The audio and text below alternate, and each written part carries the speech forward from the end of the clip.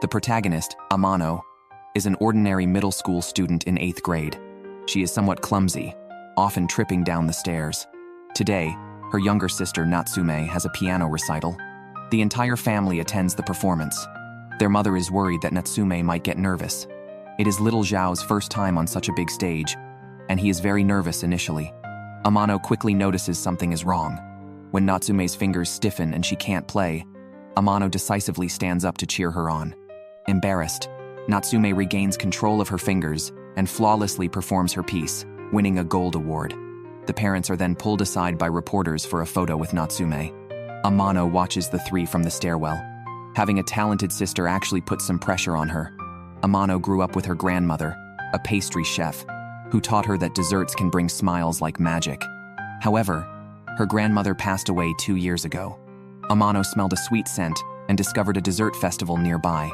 She rushed over but realized she forgot her wallet.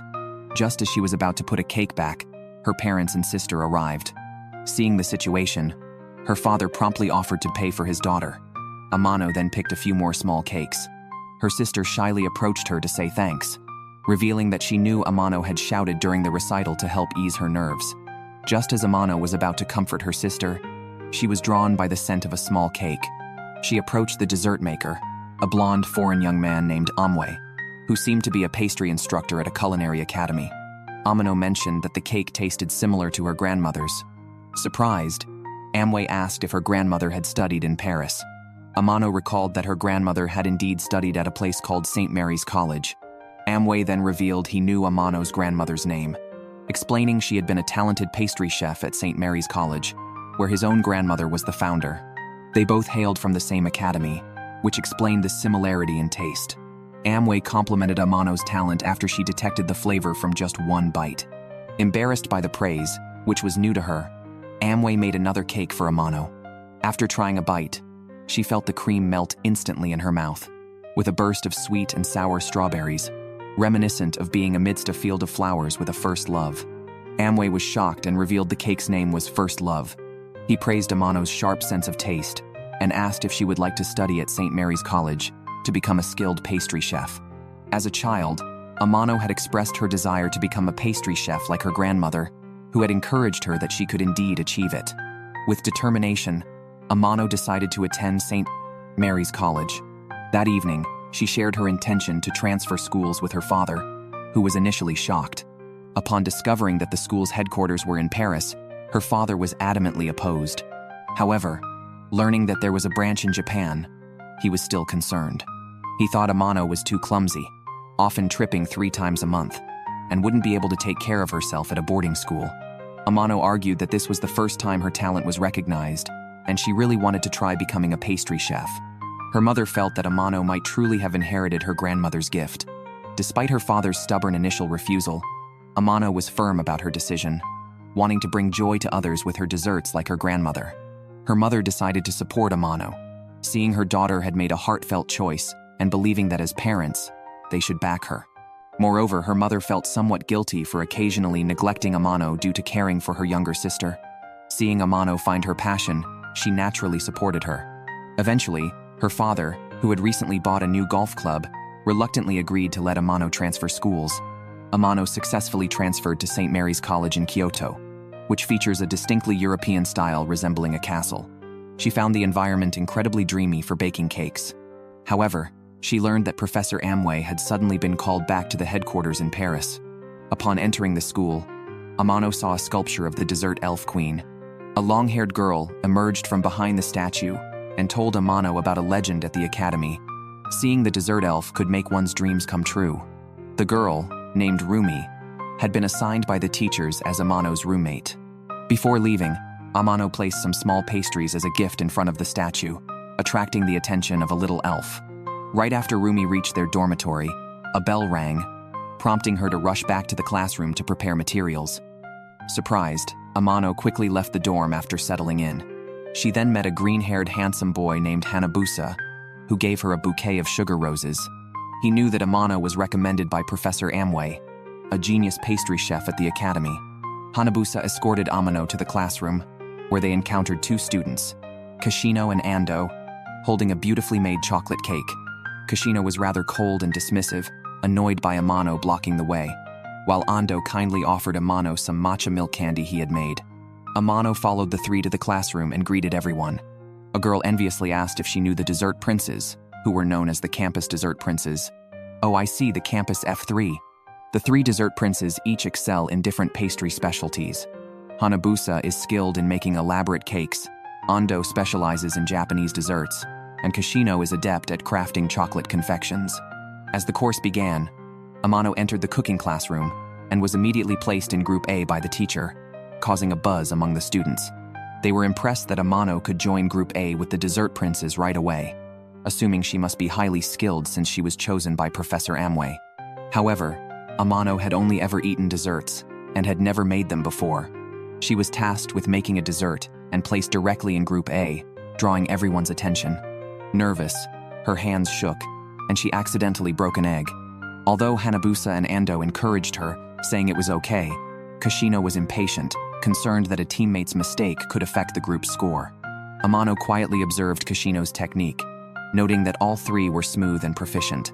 The teacher praised them highly, suggesting they could open their own shops. However, when it was Amano's turn, she produced a burnt pancake, shocking the teacher and resulting in a 10-point deduction for Group A. This led others to question if Amano was really recommended by Amway. Summoning her courage, Amano admitted she had never made a cake before. Kashino tasted her cake, confirming she was a complete beginner. He asked her if she had not tried making cakes during the time before transferring schools, noting that everyone at the academy was determined to become a professional pastry chef. He bluntly told Amano that if she lacked that determination, she should consider going home. Amano was left speechless and remained silent afterwards. Hanabusa and Ando thought Kashino's comments were a bit harsh, considering it was Amano's first day after transferring. At that time, Amano was at the bus station but chose not to leave. She remembered her parents' supportive attitudes and decided to return to the cooking classroom to practice alone, determined not to let Kashino's scolding be in vain by just walking away in frustration. However, no matter how she tried, her pancakes kept getting burnt. Amano couldn't help but stare at the painting of the dessert elf queen and thought about relying on some mysticism since her skills were lacking. Surprisingly, she actually summoned the dessert elf. Is this small, cake-like creature really the legendary dessert elf? Regardless, meeting the dessert elf was supposed to make dreams come true. However, Amano soon realized that the elf's appearance didn't directly improve the taste of her cakes. Instead, the elf took on the role of a teacher. Under the elf's guidance, Amano began making pastries, clumsily at first but gradually improving until she made her first decent-looking pancake. Amano remembered the feel of it, which made her subsequent efforts much smoother. She realized Kashino was right. Practice could solve many problems. After successfully making the pastry, the elf, named Banira, collected the dessert into a card and presented it to the elf queen. Banira also transformed Amano's plate into something more exquisite. Banira explained that they lived in the dessert kingdom and came to the human world for training, choosing humans they liked to collaborate with to create the best pastries. After succeeding, they could become the top pastry chefs in the kingdom. Banira had not found a good partner before but was impressed by Amano because of the small pastry she had presented. Banira believed that all pastry chefs must develop their skills gradually. Amano just needed to keep climbing step by step. St. Mary's College, although primarily a pastry chef academy, also requires students to study standard subjects like language, math, and even an additional French course. Amano, recommended by Professor Amway, faced high expectations from everyone. Thus, when she encountered problems, the disappointment was greater. However, no one expected her to struggle in all areas. Only Rumi continued to comfort her. While passing by the art classroom, Amano, reminded of her father by the easels, learned from Rumi that the next class on flower arrangement would be taught by Hanabusa's mother. As the teacher of the class, she emphasized that arranging flowers should make people happy, as this helps the flowers come alive. Unsure of how to proceed, Amano decided to shape her arrangement like a cake. The teacher found this approach interesting and praised her, which annoyed a purple-haired girl who had just been criticized by the teacher for being unoriginal and lacking innovation. The longer Amano stayed at the academy, the more she missed her family. Rumi noticed that Amano was struggling with her French homework, so she offered to study together. Amano was delighted and soon forgot about Hanabusa, who was outside the window. Under Rumi's guidance, Amano began to study earnestly. Knowing she lacked skills in many areas, she felt the need to prepare in advance to avoid holding others back. However, she fell asleep halfway through their study session. Waking up feeling frustrated, Amano remembered that the next day's pastry assignment was cream puffs, which she assumed wouldn't be too difficult. Banira thought Amano was being overly confident too soon. Hanabusa asked Amano to preheat the oven, and Ando and others guided her on how to melt butter and what details to watch for. There seemed to be no issues when the puffs went into the oven, and Amano watched them inflate, thinking all was well. But when she opened the oven door, Hanabusa and the others screamed. Opening the oven during baking let the heat escape, preventing the puffs from inflating properly. Fortunately, there was still time, and Group A decided to remake the puffs. However, a girl from a neighboring group, annoyed at how the F3 were protecting Amano, deliberately tripped near her, feigning a fall caused by Amano, and complained that Amano was useless and questioned why she was even admitted to St. Mary's College. Amano felt deeply hurt. Banira comforted her, reminding her that all beginnings are difficult. Amano wondered if she was in the wrong place, having left her old friends and loving family to start anew in a place where she had to learn everything from scratch. As piano music drifted from the music room, Amano burst into tears. Just as she was crying, Hanabusa approached, prompting her to quickly wipe her tears away, not wanting to cry in front of others. Seeing Amano upset, Hanabusa decided to take her for a walk by the lake, a place he visited himself when he needed to clear his mind. Amano smelled a familiar fragrance. Hanabusa explained that the area had natural roses, not cultivated ones, and some rose oil was extracted from these natural roses. Amano was impressed, noting that it was typical of someone from a family skilled in floral arts. Hanabusa shared that he learned this from his father, a gardener. Amano realized that Hanabusa's parents probably met in this rose garden. Hanabusa mentioned his parents met in the rose garden in May, when the scent of roses is particularly strong. Inspired by the fragrance, Amano felt rejuvenated and returned to the cooking room to practice making cream puffs. Hanabusa offered to help, but didn't allow Amano to see the workbench. Under Banira's guidance, Amano successfully made the cream puffs, which Hanabusa then decorated with the sugar roses he had made. The presentation was somewhat extravagant but undeniably beautiful. Banira took the opportunity to submit a photo of the puffs to the dessert elf queen. Hearing that Amano had successfully made the puffs, Rumi brought the rest of Group A to share them. Amano realized that while some in her class might target her, she still had good friends around her. St. Mary's College regularly hosts dessert salons, which are said to be open only to skilled pastry chefs from the high school division. There, Amano met a senior student named Tenenoji and was immediately drawn to her elegant demeanor and beautiful appearance. It is said that Tenenoji is a prodigiously talented student and a favorite of Professor Amway. Amano aspired to be as skilled as Tennoji. Kashino mentioned that such salons are exclusive to the high school division. Hanabusa suggested working part-time at Ando's family-run wagashi, traditional Japanese confectionery, shop, to gain experience in a dessert shop setting. The next day, Amano joined them to work at the shop. However, her pastry skills were not yet up to par to assist in the kitchen, so she wore a kimono and helped take orders at the front. With Banira's help, she managed to memorize the menu smoothly. Ando has many younger siblings, and since he and Kashino grew up together, those children also knew Kashino well. The kids liked Amano, except for Ando's younger brother, Kodai. Kodai stated that since it was a wagashi shop, there was no need for someone skilled in making Western-style pastries. Amano didn't understand this, as Ando himself aimed to be a pastry chef. Unable to respond, Kodai just shouted, "I hate pastries the most," and then ran away. Ando thought his younger brother might be going through a rebellious phase, as he used to be very clingy when he was younger. Amano tried a red bean daifuku and was impressed by the smoothness of the red bean paste, finding it so delicious that she couldn't stop eating. The trio from Group A had already gotten used to her love for sweets. Surprisingly, Amano never seemed to gain weight. Seeing how much Amano enjoyed the red bean daifuku, Ando showed her how their grandfather made the red bean paste. There was no special secret. It was all about carefully selecting ingredients, meticulously preparing them, and putting heart into the process. Curious, Amano asked why Ando, coming from a family that ran a wagashi shop, chose to make Western pastries instead. Ando explained that he was captivated by cake at Kashino's birthday party when he was young. He felt that such desserts could bring smiles to people's faces.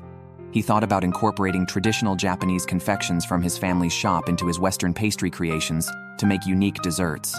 His dream started from this fusion. Amano admired this. But after work, Kodai came over again, visibly angry. Kashino stepped in and hit him. Hanabusa pointed out that Ando was also making Western pastries, leading Kodai to run off again.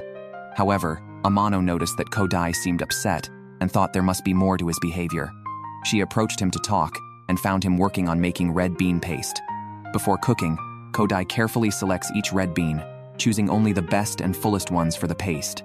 His family's elder has poor eyesight, so Kodai has always taken on this task. He too wants to inherit this profession. Amano thinks that if Kodai tastes some desserts, he might understand his brother's perspective. So, she brought a small cake from the academy, but Kodai reacted violently and smashed the cake. Ando witnessed this and scolded Kodai for wasting food, which made Kodai very angry, and he ran away. Amano quickly followed him and apologized for forcing her ideas on him. She knows Kodai loves his brother and asked why he was so angry. Kodai had always thought Ando would take over the family's wagashi business, but he felt abandoned when Ando chose to study at a dessert academy instead. This is why he was angry at desserts. Amano saw her own struggles reflected in Kodai. Since Kodai doesn't understand his brother's dreams, she hoped the brothers could have an open conversation. She suggested that Ando make a dessert for his brother, preferably one that he genuinely wants to make, hoping that this might help Kodai feel his brother's sincerity. Together, everyone created a matcha red bean roll using the red bean paste that Kodai had made. After the dessert was finished, Amano went to find Kodai, who had isolated himself, and gently told him that this matcha red bean roll contained his brother's dreams. Kodai bravely took a bite and immediately exclaimed how delicious it was. Amano then explained the ingredients used in making the dessert. Ando shared that his study of Western desserts was to develop new confections on top of traditional wagashi, and he talked about his dreams. Kodai finally understood, hugged his brother, and cried, resolving their misunderstanding. Kodai expressed his intention to take over the family business in the future and playfully boasted that he would easily surpass Amano. Amano dreamed of being praised by Ando, but she got distracted while making desserts and made a mistake in the decoration, for which Kashino scolded her. Kashino is unmatched in chocolate desserts, and Amano wanted to make cakes like his. While sharpening his knife, Kashino scoffed and said, "At your level, you might need a few hundred years." In reality, Amano was practicing quietly every night, planning to surprise Kashino in the next week's test and make him admit defeat. Making desserts isn't that difficult. Her chocolate roll was a success on the first try. However, when tasting it, Amano immediately noticed something was off with the cream. She and Banira tried several times, but there were always minor issues. She hadn't expected a simple chocolate cake roll could be so challenging, but Amano was determined not to give up or bow down to Kashino. Banira admitted her lack of expertise in this area, suggesting another fairy might know more. The next day, Amano got up early to practice and found Kashino already in the classroom, also practicing chocolate making. It turns out that even geniuses work hard, and Kashino knew about Amano's nightly practices. When he saw Amano using high heat to melt the chocolate, he vehemently criticized her. The melting was faster, but the high temperature could introduce steam. Chocolate must not come into contact with any water, which explained the off taste of Amano's chocolate the day before. Kashino reminded her that this was a basic principle and handed her a stack of books to start learning from scratch. Amano obediently followed his advice, and the chocolate cake she remade tasted much better. Amano thanked Kashino, who replied that he only wanted to prevent her from holding others back. He reminded her not to waste materials, but gave her a piece of chocolate before leaving. Amano craved more, but Kashino refused to share again, telling her to make her own. This reignited Amano's competitive spirit. She showed Banira her chocolate model, which, although not exactly what she intended to make, could best be described as half-siblings. Undeterred, Amano prepared to tackle more challenging chocolate creations, working several nights in a row. Banira couldn't keep up and fell asleep. Amano, nearly fainting from exhaustion while melting chocolate, was luckily supported by Kashino. After glancing at her ingredients, he remarked that the cake was too difficult for her current skill level. Amano, not wanting to give in, reminded herself that she was a member of Group A and couldn't accept defeat here. Kashino sighed and shared that his uncle owned a dessert shop. Kashino grew up watching his uncle make desserts in the kitchen and often helped out. His uncle cherished ingredients, and Kashino would save leftover chocolate sauce by mixing it with milk to make hot cocoa, conserving materials. Amano drank it and felt revitalized. Kashino explained that chocolate contains arginine and theobromine, which can boost alertness. He advised Amano not to rush and to find her own path. Amano was surprised by Kashino's gentleness in that moment. The next day was the assessment. Amano decided to make a tiger skin chocolate roll, but this time, she innovated by making the cake roll slightly bitter and adding fruit to the filling. She finished it with a white chocolate sauce exterior. Kashino grabbed the bowl from Amano's hands to wash it, seemingly eager for her final product. Yet he claimed he was only helping her finish quickly so she wouldn't hold the team back. Finally, Amano shaved white chocolate into feather shapes to embellish the cake. Banira recorded the dessert on a card, commenting that the chocolate cake resembled Kashino, embodying a transformation between an angel and a devil. The teachers noted that the bitterness and sweetness were well balanced, allowing Amano and her teammates to taste each other's creations. After tasting the dessert, Hanabusa and Ando both praised it. Everyone's expectant eyes turned to Kashino, a chocolate expert. He took a bite and, unusually, withheld his sharp critique. Amano was shocked, thinking, "Wow, can this guy actually give compliments?" But at that moment, a tiny voice emerged. A dessert elf from Kashino's pocket appeared, declaring she would never approve of such a childish chocolate dessert. This dessert elf named Shokora scolded Amano severely. Amano felt somewhat dejected. Kashino and the others were surprised that Amano could see the dessert elf. At that moment, Banira also rushed out, and the two elves immediately started fighting.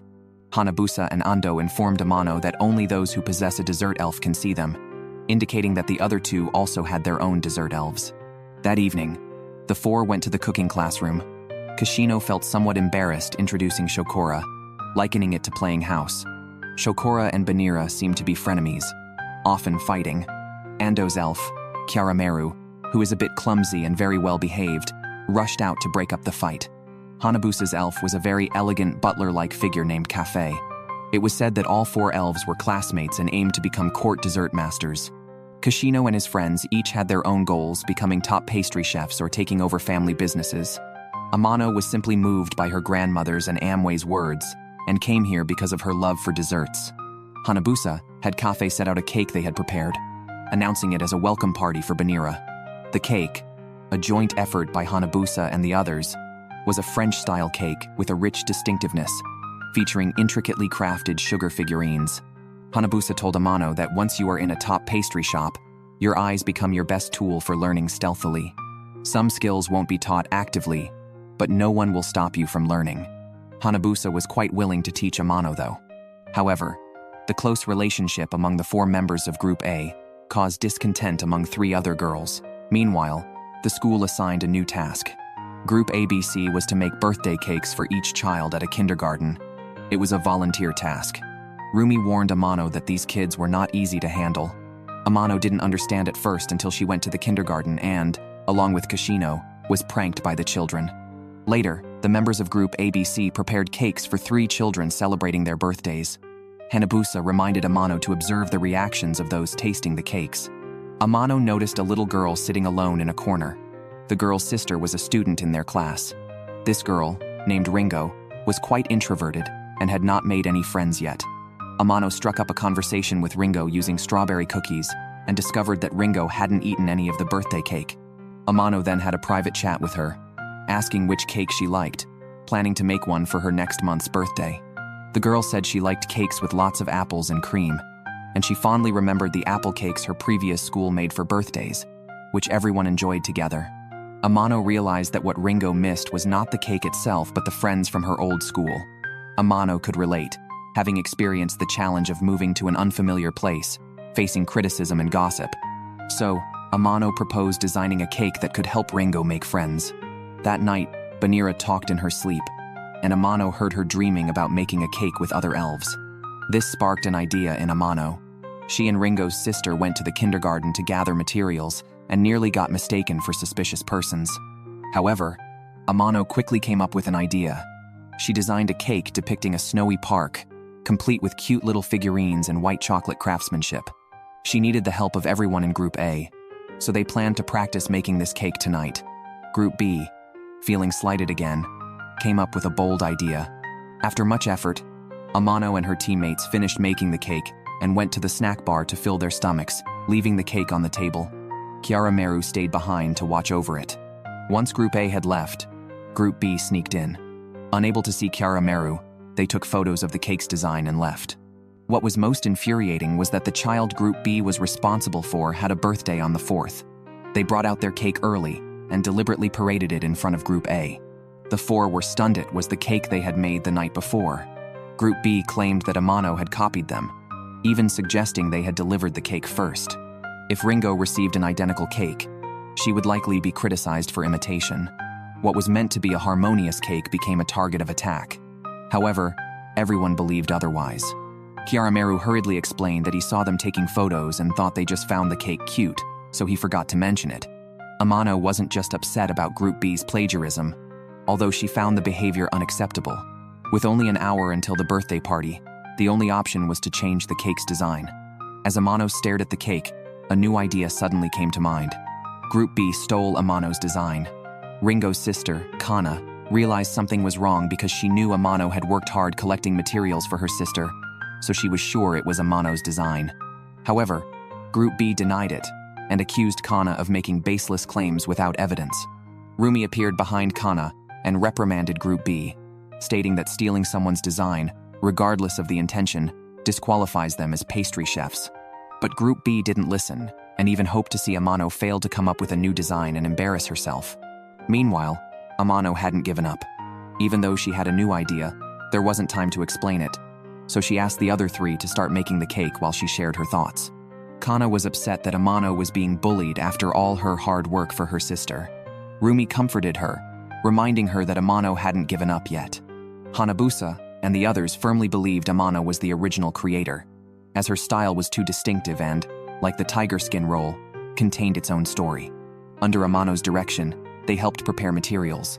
Then, Amano enlisted the power of Banira's 4 elves.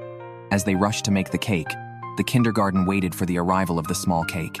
Group B misled the teacher, saying Amano and the others were taking a taxi and suggested the bus leave without them. Worried about the delay, Kana and Rumi rushed out to find a vehicle. When Amano and the others rushed out with the cake, they coincidentally met the car Kana had called. If Kana hadn't acted quickly, they might have been late. The driver, though not fully understanding the situation but seeing their urgency, performed a drift like a racing pro, causing Kashino and Rumi to quickly steady Amano. Meanwhile, Group B misled the kindergarten teacher, saying they couldn't wait any longer and suggested putting out the cake they had prepared for another girl. People were quickly drawn to the snowy cake, and it looked like trouble for Ringo. Just then, Amano's group arrived with their cake, which was designed to look like a witch's cottage. The cake featured a cleverly designed witch inside the house, allowing the children to pick candy from the trees with the dolls and throw them into the cottage to defeat the witch and rescue Ringo's doll. Banira and the elves stayed inside the cottage, making spooky sounds and decorating with mini cakes. When the chocolate house was opened, there was even a freshly baked mini cake inside. This design was very ingenious and exhausted the 4 elves. Amano encouraged Ringo to thank the friends who helped defeat the witch. Ringo finally started talking to everyone, and the atmosphere instantly became harmonious because of the cake. However, Ringo noticed that the girl celebrating her birthday nearby was alone. Ringo took the initiative to suggest moving her cake over so everyone could play together. With the cake's help, Ringo quickly integrated into the group. Group B's plan failed, leaving them in disbelief. The apple-flavored cake base was delicious. Kana excitedly hugged Amano, seeing her sister smile for the first time since transferring schools. Soon, the girls became friends. The teacher noticed there was a lot of cake left and invited Amano and her group to join in tasting it.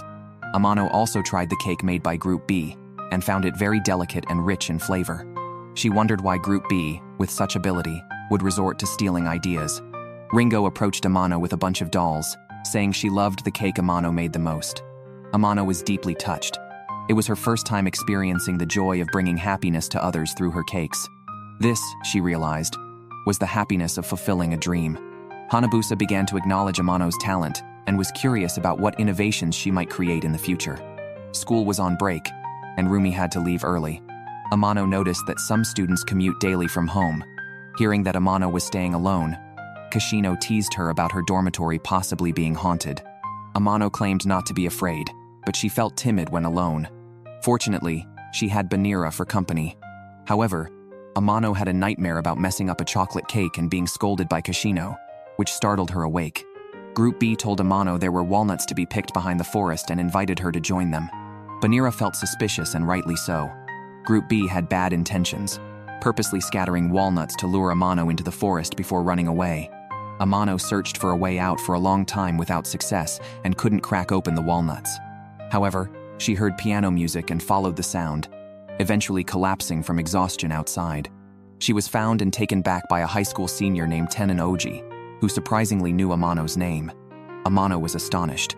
Oji explained that Amano was a student recommended by teacher Amway and was well known in the academy.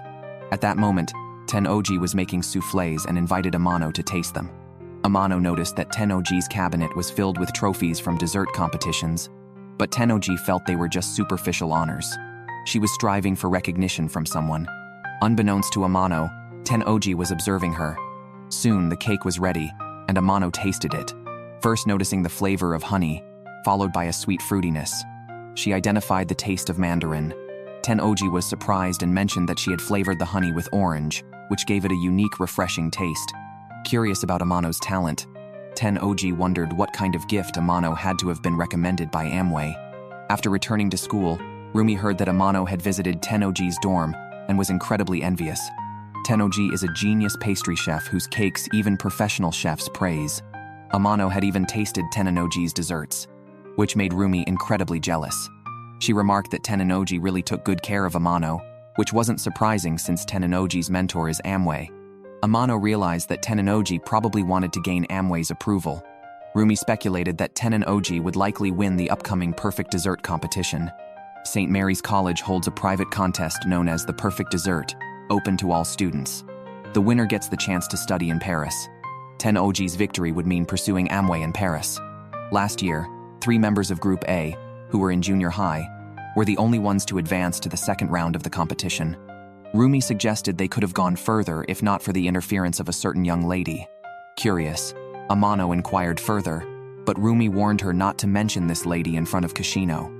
Unexpectedly, the next day, Kashino mocked Amano for foolishly following Group B into the forest. Annoyed, Amano brought up the young lady, which unexpectedly enraged the usually reserved Kashino. Hanabusa revealed that Amano had touched on a painful memory for Kashino and secretly shared the story. The young lady, known as Mia, was a senior in 9th grade and the heiress to a famous chocolate and cookie company. For some reason, Mia developed an obsession with Kashino, forcefully formed a team last year, but mixed up sugar and salt. After they finally completed the cake, a hug from Mia sent the cake flying, leading to their defeat in the second round without a fight. This incident contributed to Kashino developing gynophobia. However, with Amano joining this time, the competition should go smoothly. Kashino suggested delegating tasks and then took Amano to the Academy's dessert salon to taste the angel pudding made by President Oji.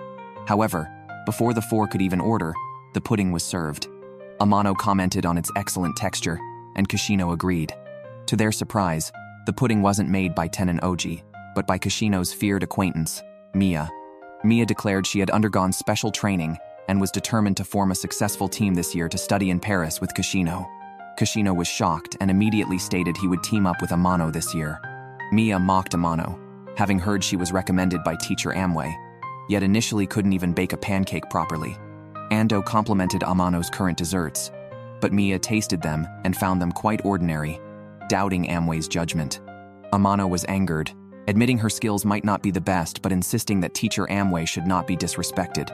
She challenged Mia to make a pudding better than hers. Mia accepted, stating that if she lost, Amano would have to leave the team, and she would join Kashino and the others. The expressions of Kashino and his friends twisted. Oji intended to stop the chaos, but the chairman found the situation interesting and offered to judge. The showdown was set for 3 days later. Although Amano had boasted confidently, she had never actually made pudding before. Her first attempt at making caramel resulted in a cracked mixture.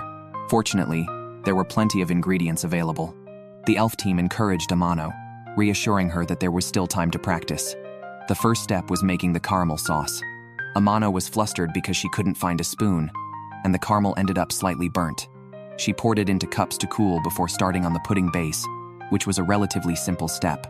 However, when whipping it, She had to be careful not to overmix to avoid creating bubbles that would spoil the texture.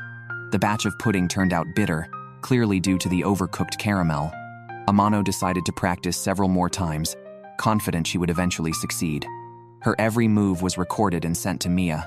Learning that Amano was a complete novice, Mia became smug, thinking she had the competition in the bag and didn't need to practice. Mia's fondness for Kashino started back at the dessert salon, where he bluntly criticized her dessert as being unpalatable. As a dessert dynasty heiress, people around Mia always flattered her, never speaking the truth. Kashino was the first to do so, which is why she took his criticism seriously and began to study earnestly, believing she could truly surprise him this time. Meanwhile, Amano spent the entire night in the kitchen, surrounded by finished puddings. Kashino noticed her hands were covered in burns from handling hot caramel, but Amano was undeterred and still troubled by why her pudding bases had air pockets. Ando advised her that controlling the oven temperature was also crucial.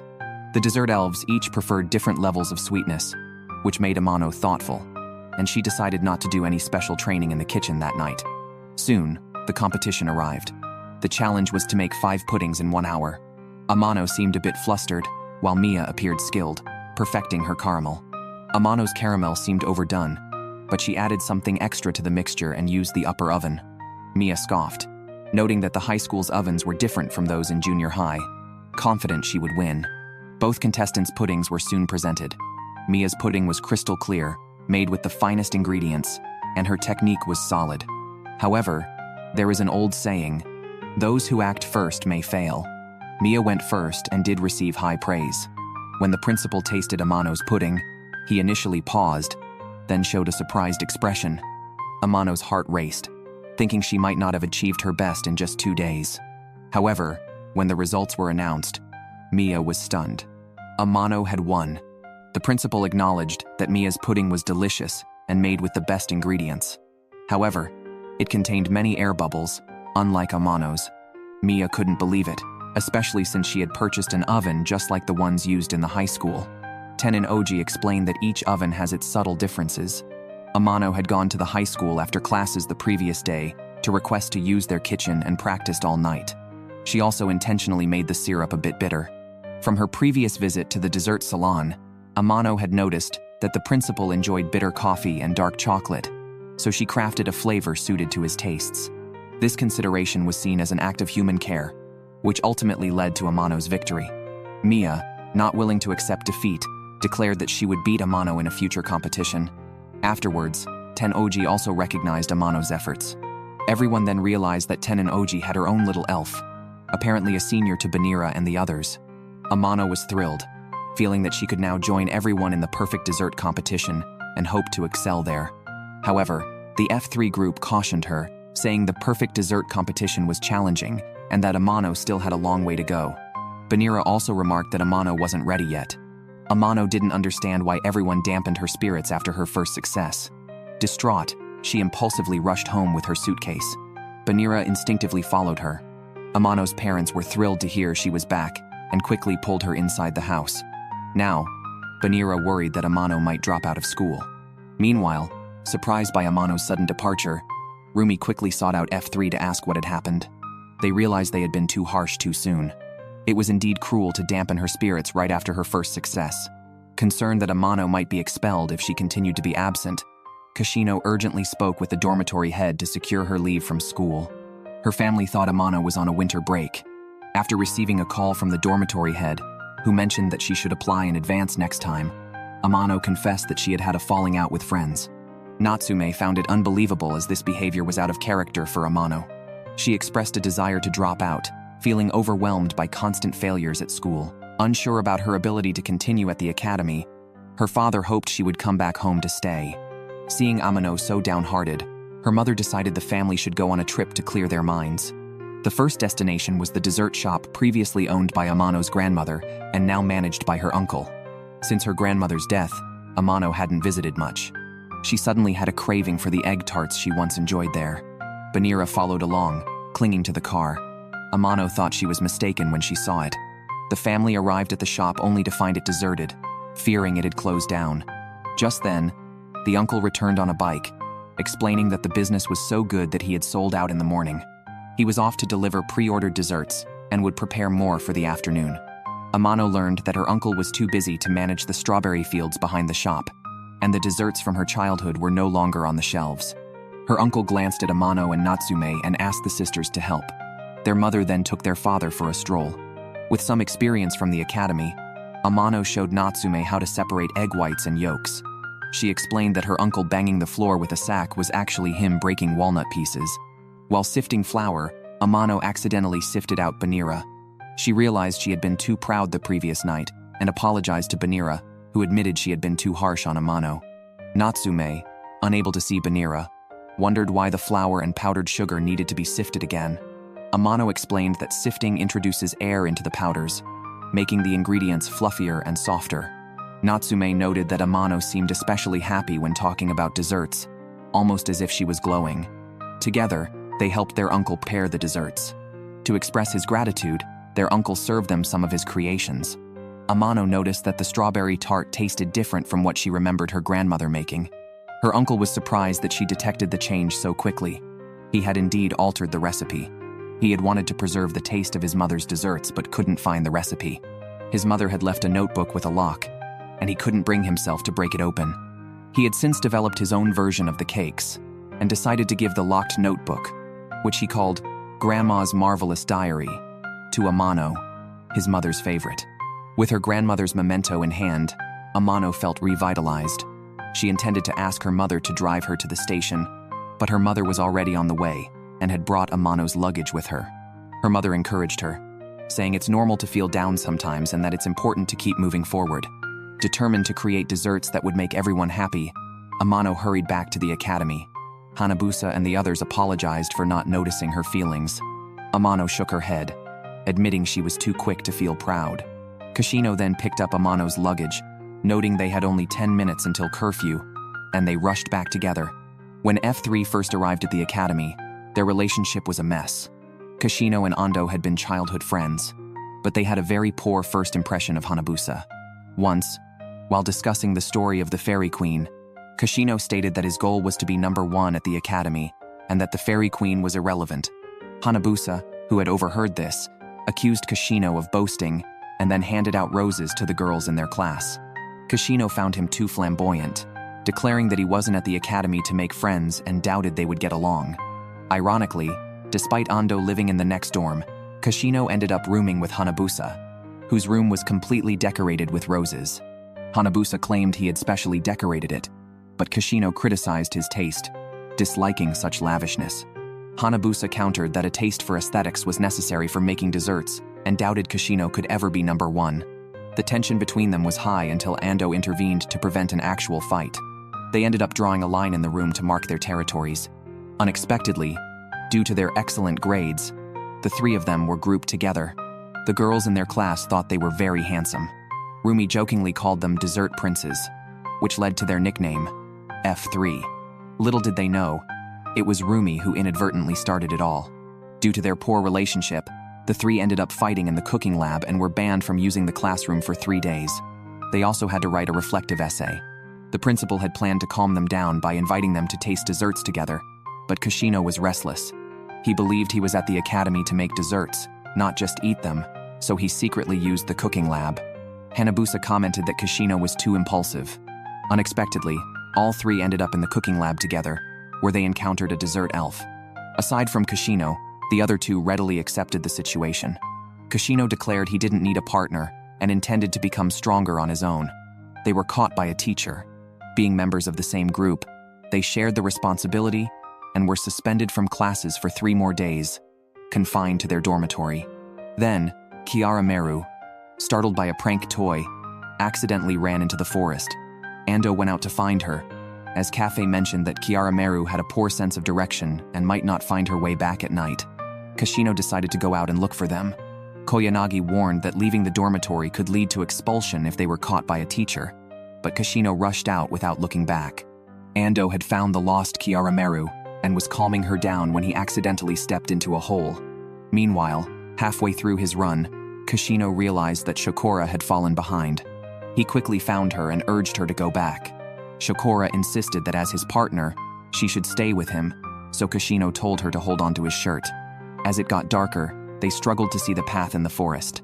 Shokora then used light magic to successfully locate Ando, who had fallen into the pit. At that moment, Ando couldn't move. Kashino tied some vines and jumped down to carry Ando out. Just as they almost reached the top, the line broke. Fortunately, Hanabusa had followed them and managed to pull them to safety. Although Hanabusa disliked the sharp-tongued Kashino, he respected his willingness to risk expulsion to save a friend. Moreover, Ando had gone out to protect Yumeiro, so Hanabusa felt compelled to help. The three returned to the dormitory together, only to run into the principal downstairs. The principal smiled and said he hadn't seen anything, hinting that the teachers had left and the cooking lab was still open. So, the three went to the cooking lab together. This time, they cooperated well and successfully made their own style of tea snacks, becoming good friends in the process. Amano rejoined the team and also made some snacks, but her skills were still quite worrying. Amano occasionally writes letters to teacher Amway, expressing her eagerness to meet in Paris. Today happens to be Christmas, and the dessert elves have returned to their kingdom for a performance assessment. Meanwhile, Amano and her peers are preparing desserts for a charity auction on Christmas. Amano once saw her grandmother make puffs, which are not specifically Christmas treats. Her grandmother believed that there were no fixed desserts for holidays. Any dessert that brings joy can be made during these times. Thus, Amano inherited this unrestricted approach, and Hanabusa and the others liked this idea. However, Group A's harmony displeased Group B. So, when Amano was passing by with her desserts, Group B intentionally threw a banana peel under her feet, not expecting it to actually work. The puffs were ruined, and everyone had to speed up to help make a new batch. This affected the charity auction as all other desserts sold, except for Amano's, which were left in large quantities due to their plain appearance. Fortunately, an older man bought one. Kashino felt this man looked somewhat familiar. After the charity event, they saw the man again by the fountain next door. Kashino finally remembered who he was, a singer in a jazz band he admired. Kashino excitedly went up to shake his hand. The man mentioned he wanted to give away the dessert but lacked the courage. Upon inquiry, it was revealed that 7 years ago, he was invited by the jazz band due to his excellent performance and got an opportunity to move to New York to pursue his dream. He chose his career over his girlfriend and had been busy with his career ever since. Although successful, he never forgot his girlfriend and felt guilty about his past actions. After 7 years, he returned to Japan to perform, hoping to see his ex-girlfriend again. But he didn't know if she was married or even interested in seeing him. So he lingered by the fountain, lost in thought. Kashino urged him to meet his ex-girlfriend and apologize, no matter what. Amano also encouraged the man to meet her, reasoning that if he hadn't forgotten her in 7 years, he should express his current feelings and apologies. However, they didn't know the whereabouts of the ex-girlfriend. The man only remembered where she used to work, but that place had closed down after 7 years, and her address had changed. The man felt it might just be fate. Despite the setback, Amano and her friends helped to make inquiries. They found out that the store had only closed a year ago, and that the ex-girlfriend had been working there until its closure. Now the leads had gone cold. The man gave the cake he had bought to a child by the roadside who was clamoring for cake.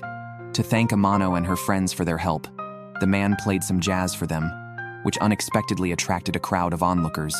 At that moment, a woman from a distant flower shop heard the music and rushed over, slapping the man before embracing him and bursting into tears. It turned out that the ex-girlfriend had never left the town.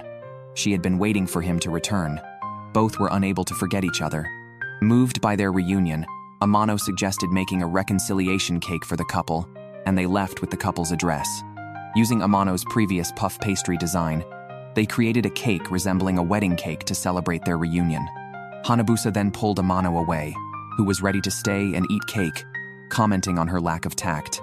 He pointed out that the couple, having reunited after a long separation, deserved some privacy, and it was inappropriate for Amano to linger like a third wheel.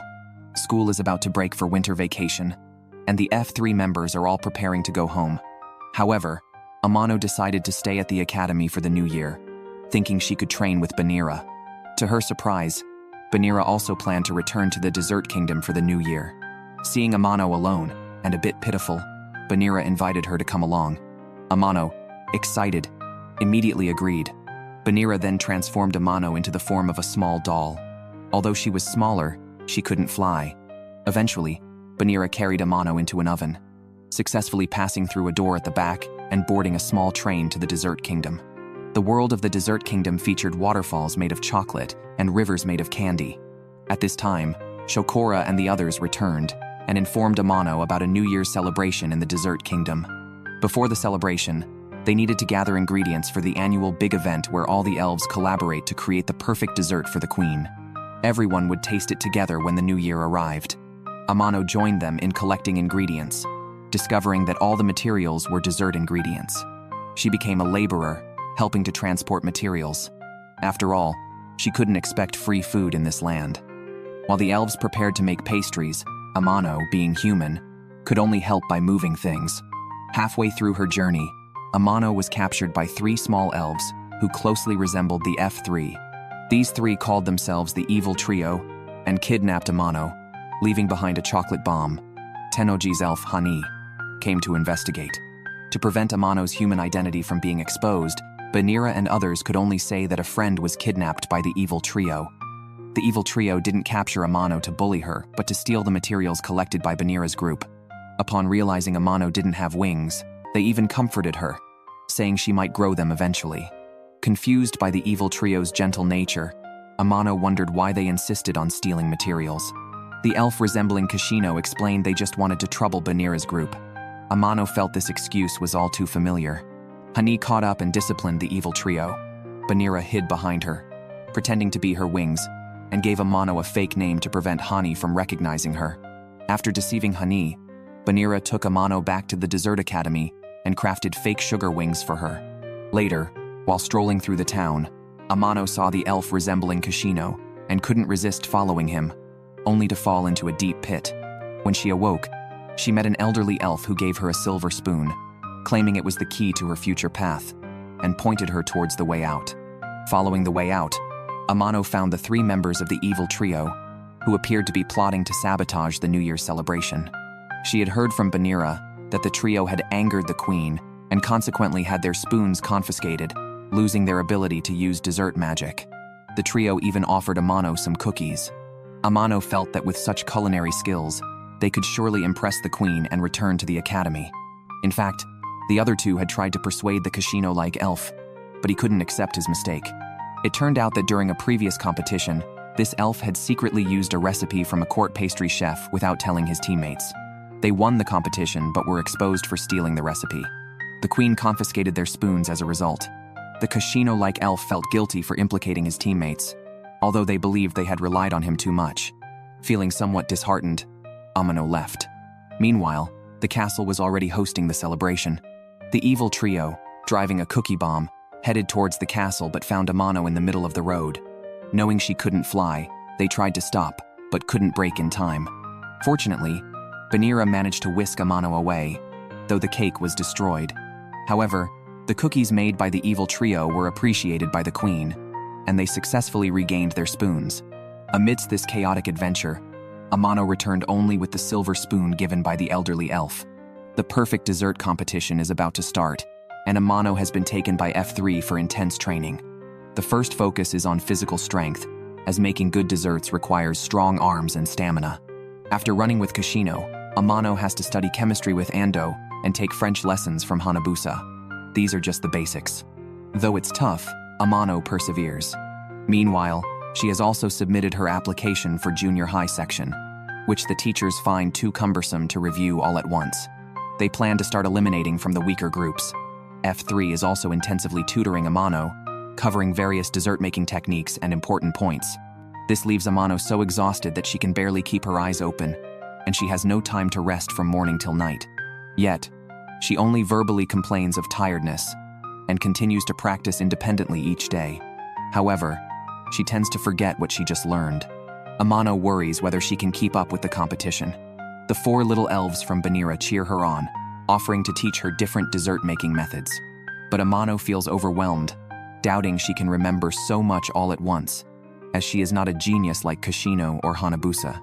Banira then takes Amano to see the neighboring cooking classroom, revealing that even Tennoji, known as a genius pastry chef, practices daily in private. Tennoji saw Amano outside the window and knew she had been intensively training. She praised Amano, remarking that making desserts is a test of physical strength. As female pastry chefs, They must exert more effort in this aspect. Noticing the calluses on Amano's hands, Tennoji mentioned she would also compete in the upcoming contest and looked forward to facing Amano in the official competition. Motivated by this, Amano invested herself fully in her training. The preliminary rounds of the perfect dessert competition were approaching. Previously, anyone could enter the preliminaries by applying, but this year, due to the high number of junior high participants, the academy decided to hold a pre-qualifying round within the junior high section. Only the top 3 would advance to the official preliminaries. Amano was informed this pre-qualifier would be an individual contest, not a team battle. If one team member failed, the whole team would be disqualified. Moreover, due to the rules, Banira and the others couldn't provide any special assistance. Amano would have to rely on her own efforts. F3 assured her that with 15 days of intensive training, she would surely pass the pre-qualifier. Amano rushed into the test door in a flurry. Upon entering, she saw a small pastry available for tasting, and thinking it was a pre-competition treat, quickly ate it before rushing further in. She then faced the first question, which asked her to identify the butter used in the cake she just ate. Amano, having focused more on eating than tasting, initially forgot to savor the flavors.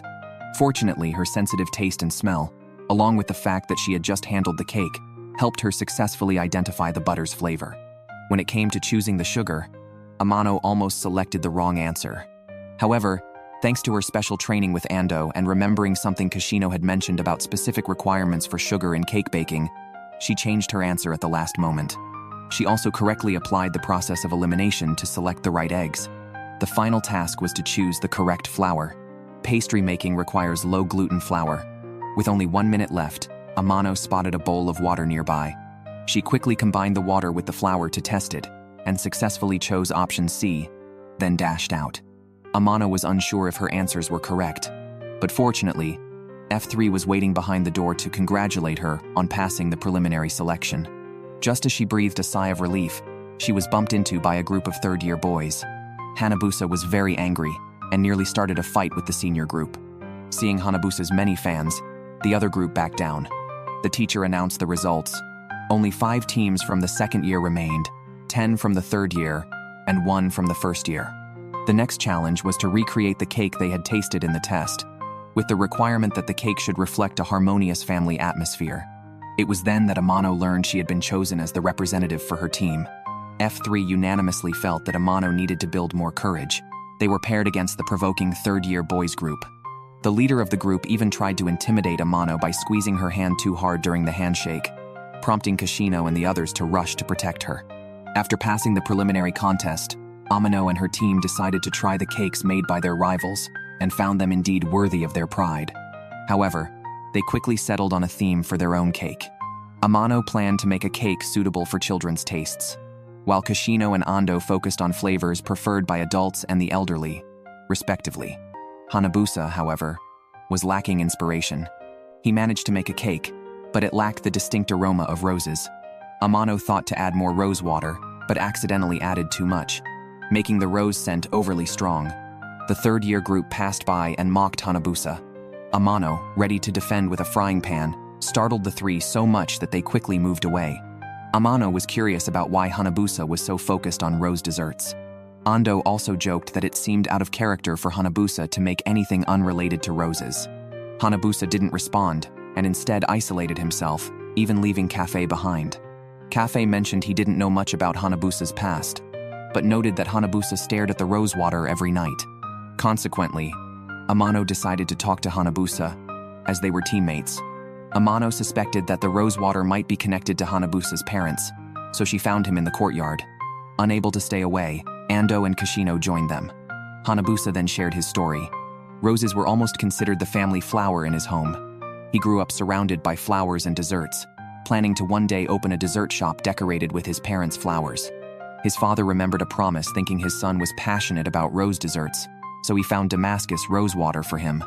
However, on his way back, his father died in a car crash while swerving to avoid a child crossing the road, leaving only a bottle of rose water and a dying wish for Hanabusa to take care of his mother.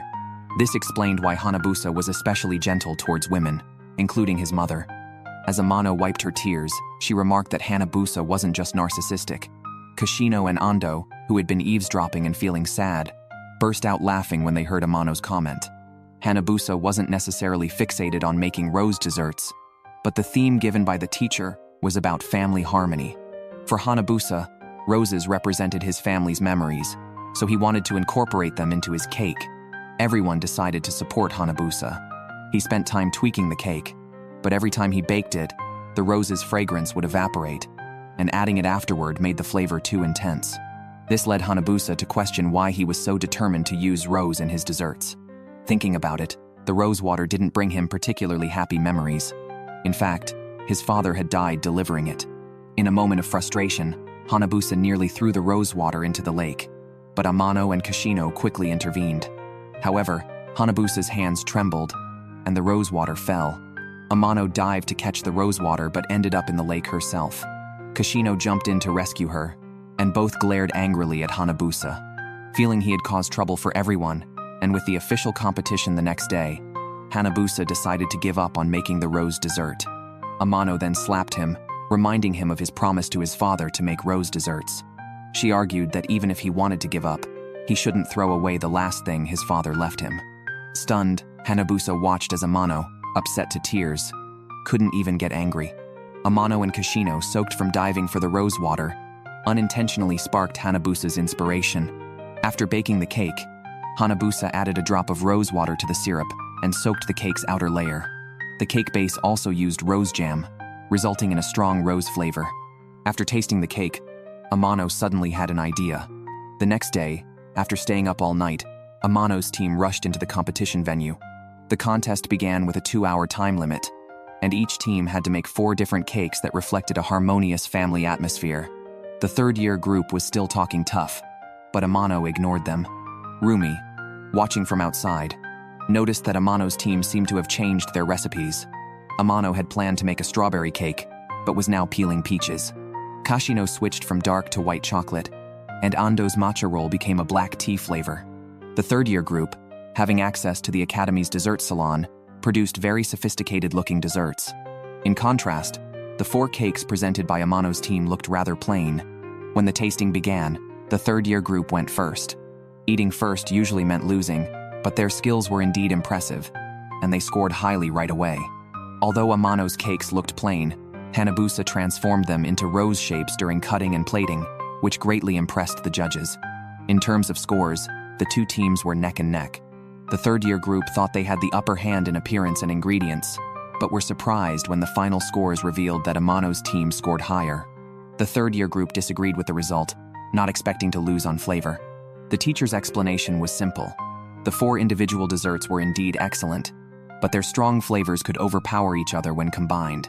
The theme was family harmony, so the selected desserts naturally needed complementary flavors. Amano's team's desserts complemented each other well. The third-year group skeptically tasted them and felt as if they were in a rose garden, convincingly conceding defeat. Banira and the others quickly collected the desserts into cards to send to the queen. After passing the preliminary round, Amano's group celebrated with a tea party in the rose garden. That night, Amano mentioned that the flavors of the 4 cakes clashed, which had prompted her idea to change the ingredients. Ando was relieved they had chosen Amano as the team leader. During the cake tasting, Amano asked Hanabusa to close his eyes and truly experience the flavors. Hanabusa was reminded of memories with his father in the rose garden. Amano said that the scent of roses triggered childhood memories, leaving a bittersweet feeling after tasting. Hanabusa, growing increasingly fond of Amano, impulsively kissed her. Ando and Kashino were shocked, with Kashino loudly declaring that dating within the team was prohibited. Hanabusa, smiling, denied any romantic intentions. Amano, even more straightforward, thought Hanabusa was just greeting her with a kiss on the cheek. Relieved, Ando reassured Kashino that it was fine, considering Amano's naive nature. He has been close friends with Kashino since childhood, and when Kashino followed Amano into the lake, Ando had sensed something amiss but kept his thoughts to himself. Rumi told Amano that after the first battle, they shouldn't take the upcoming competitions lightly. However, a passing girl named Hayami felt that since F3 won MVP, Amano was just coasting along by being part of their group and didn't need to put in much effort. Hayami, a member of Group F, was in a team similar to Amano's, consisting of 3 boys and 1 girl. Unlike Amano's harmonious team atmosphere, Hayami seemed unable to communicate well with her teammates. often leading to mishaps during dessert making. Despite this, Hayami excelled in other areas, scoring 95 in French compared to Amano's 25. Amano noticed that Hayami was often alone and decided to ask her for advice on learning French, but Hayami seemed reluctant to communicate. Rumi mentioned that Hayami used to be lively in her first year and was a member of Group C. However, her performance drastically declined by the end of the term exams, and she seemed to change afterward. Amano realized she was lucky to have been placed in Group A from the start. Rumi remarked that Hayami appeared to lack motivation. So, Amano decided to invite Hayami to bake a cake together. Hayami asked Amano why she didn't just go to F3, stating that she, a member of Group F, wasn't worth Amano's attention. Amano brought up Hayami's time in Group C during her first year, which Hayami seemed to dislike. That evening, Amano found Hayami running to the forest and followed her. She overheard Hayami on the phone with her mother, talking about transferring schools and confessing her lack of talent in dessert making, tearfully saying she wanted to give up. This reminded Amano of her own past avoidance, but she had friends to encourage her. She saw Hayami's Group F teammates, who lacked motivation. They were at St. Bry Mary's College merely because their families were in the dessert business. Hayami had tried to motivate them before, but eventually gave up when she couldn't inspire them. Amano didn't want to see someone with dreams about desserts give up. Just then, Kashino happened to pass by, giving Amano an idea. Since Hayami had often mentioned F3, Amano guessed Hayami might listen to them. She asked F3 to help bring Hayami to the cooking classroom. Amano challenged Hayami to a dessert duel. If Amano won, Hayami would not transfer schools. Initially, Hayami didn't want to agree, but F3 persuaded her, and she ended up competing against Amano confusedly. The competition dessert was a chiffon cake, and the ingredients were already prepared by the trio. Unlike Hayami, who remained calm and composed despite appearing confused, Amano was all over the place during the competition.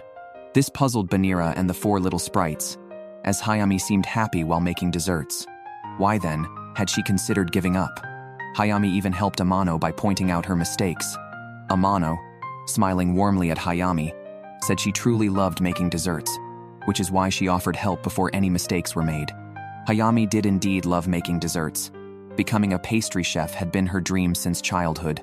She was thrilled to join St. Mary's College and advance to Group C. However, she fell ill with a high fever during the finals, insisted on taking the exam, and her cake ended up on the floor, resulting in very poor grades. In her second year, she was relegated to Group F and met teammates who lacked motivation.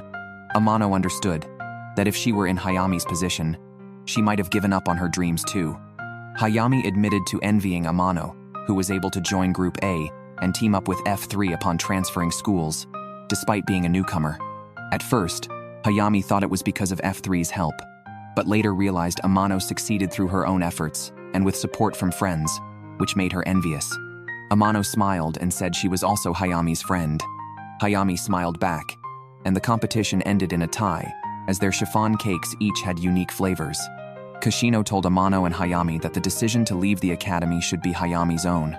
Having gained clarity, Hayami became reinvigorated and motivated her three lackluster teammates to get to work. This time, she was determined to be the MVP. Cultural tests also affect team scores. Amano just learned that Kashino has always been the top student in their grade.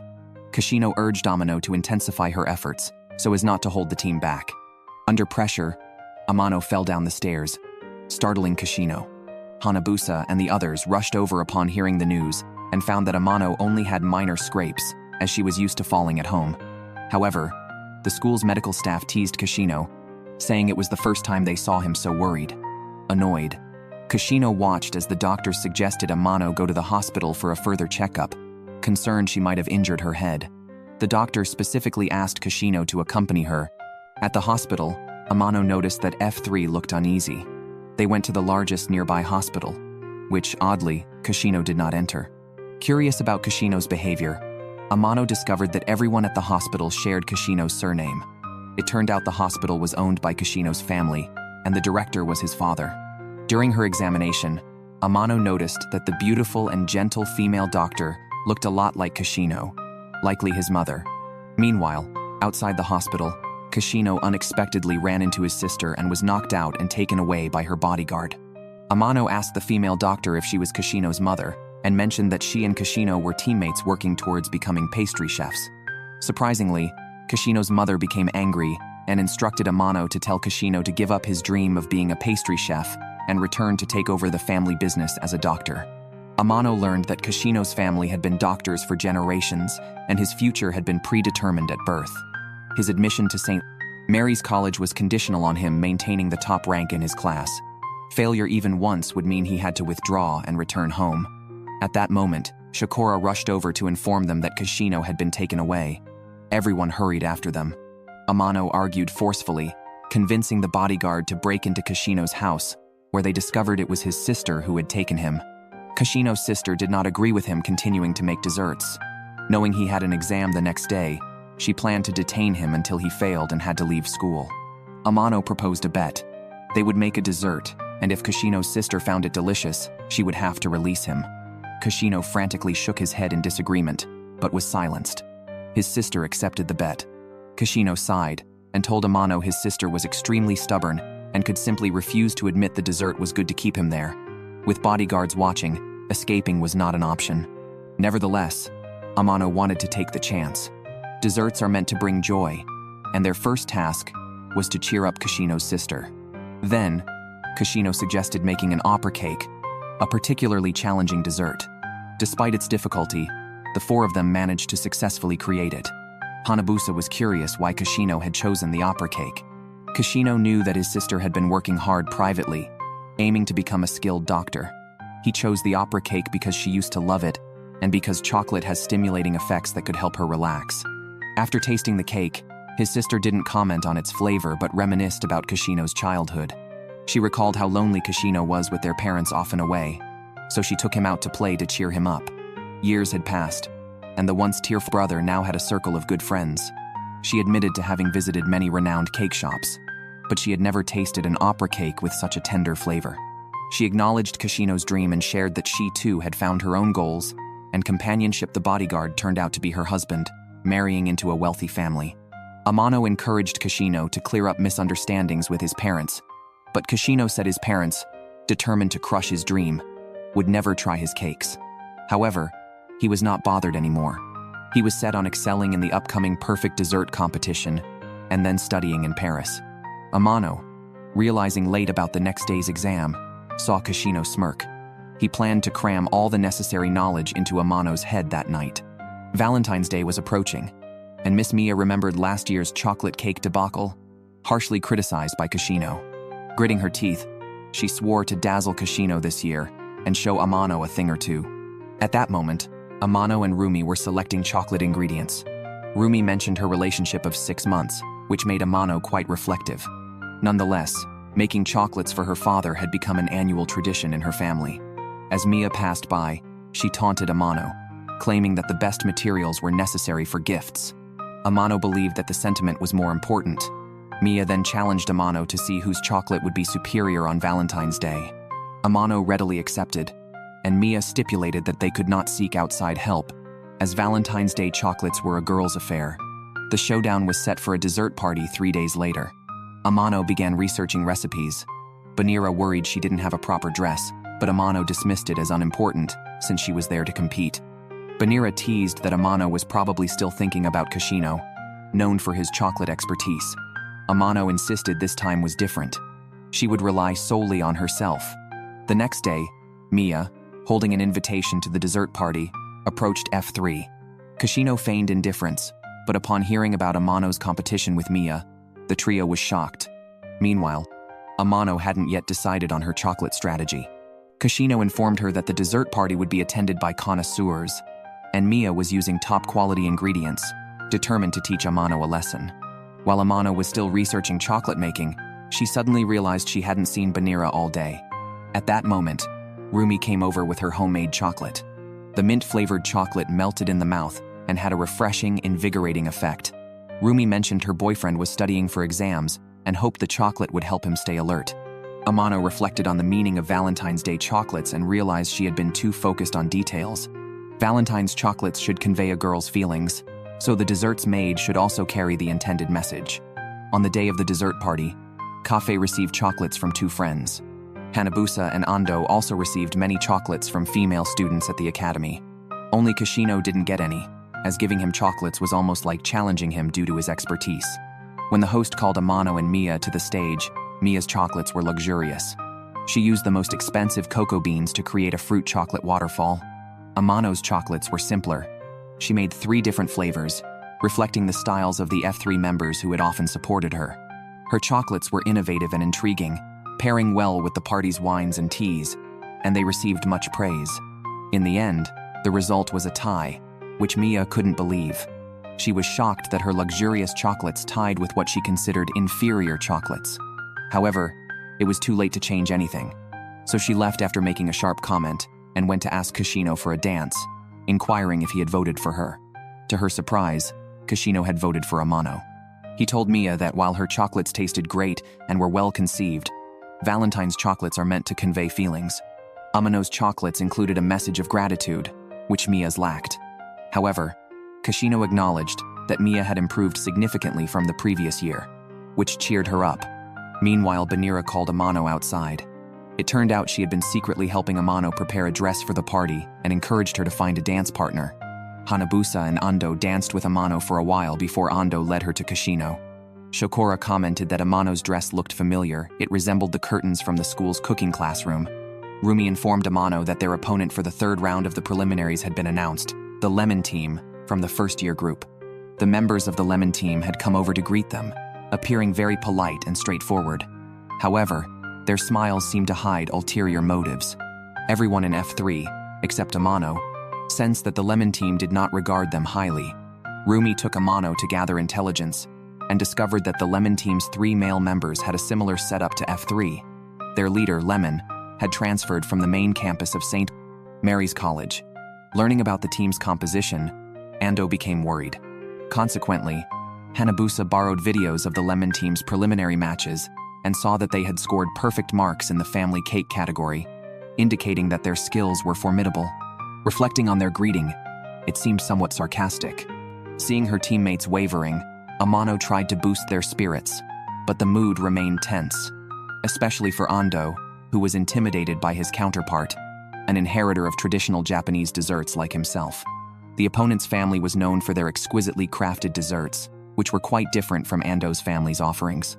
Before the official competition, Ando encountered the principal by the lakeside and inquired about the upcoming preliminary exam topics. The principal mentioned that the Lemon Team had asked the same question the day before, but he would keep it confidential until the competition started. Realizing his mistake, Ando quickly apologized and left, visibly shaken. The next day, the competition began with the principal announcing the theme, an individual contest where each participant had to create a basic dessert. The categories were cupcake, classic chocolate, fruit jelly, and Japanese-style cake. The Amano team had clear roles assigned. Rumi arrived at the venue and noticed that Tennoji was also there to watch the competition. Amano was tasked with making a fruit jelly. Seeing this, Lemon suggested they use the same type of fruit. Amano agreed, so she chose her favorite, strawberries. Lemon mentioned she liked kiwis and proposed that Amano use kiwis too. Although Amano had never made jelly with kiwis before, she accepted the suggestion from her seemingly kind junior. Meanwhile, Ando faced a competitor whose family specialized in traditional Japanese sweets. The competitor mocked Ando, claiming their family's desserts were authentic and passed down through generations, while Ando's were merely imitations. This psychological tactic, combined with Ando's recent lack of sleep, distracted him during the competition. He accidentally used too much powdered sugar. On the other hand, Hanabusa and Kashino were doing well. Although distracted, Ando managed to finish his dessert on time. However, Amano faced a significant problem. Her jelly did not set by the deadline.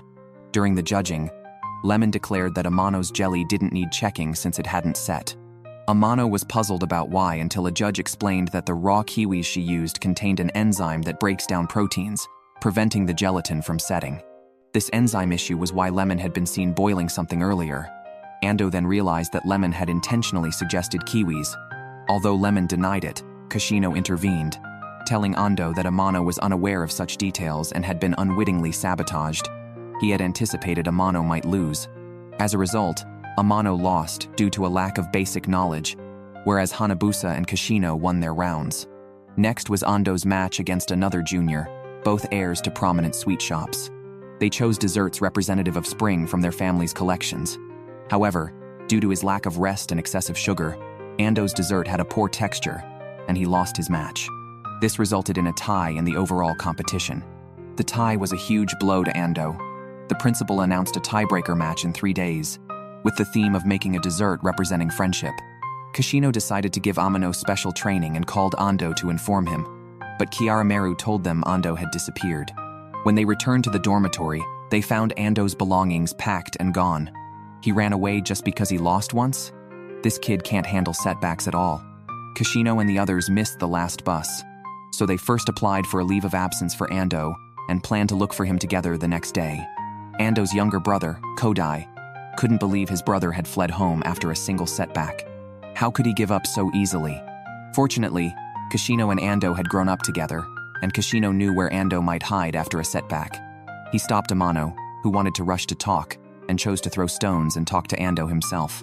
Ando confessed he felt too weak, especially intimidated by the mention of his junior's renowned family. He had initially enrolled encouraged by Kashino. Although they were known as F3, Ando always felt he was the weakest among them. Kashino consistently ranked first in their grade, and Hanabusa was in the top 5, while he only hovered around 10th place. Hearing this, Amano slowly raised an eyebrow, silently criticizing their humble brag. Kashino, frustrated with Ando, turned and walked away. Amano crouched down to persuade Ando, remarking on his excellence yet self-isolation. "If you think you're struggling, what about me? I've been on my knees since I enrolled. Shouldn't I have packed up and left already?"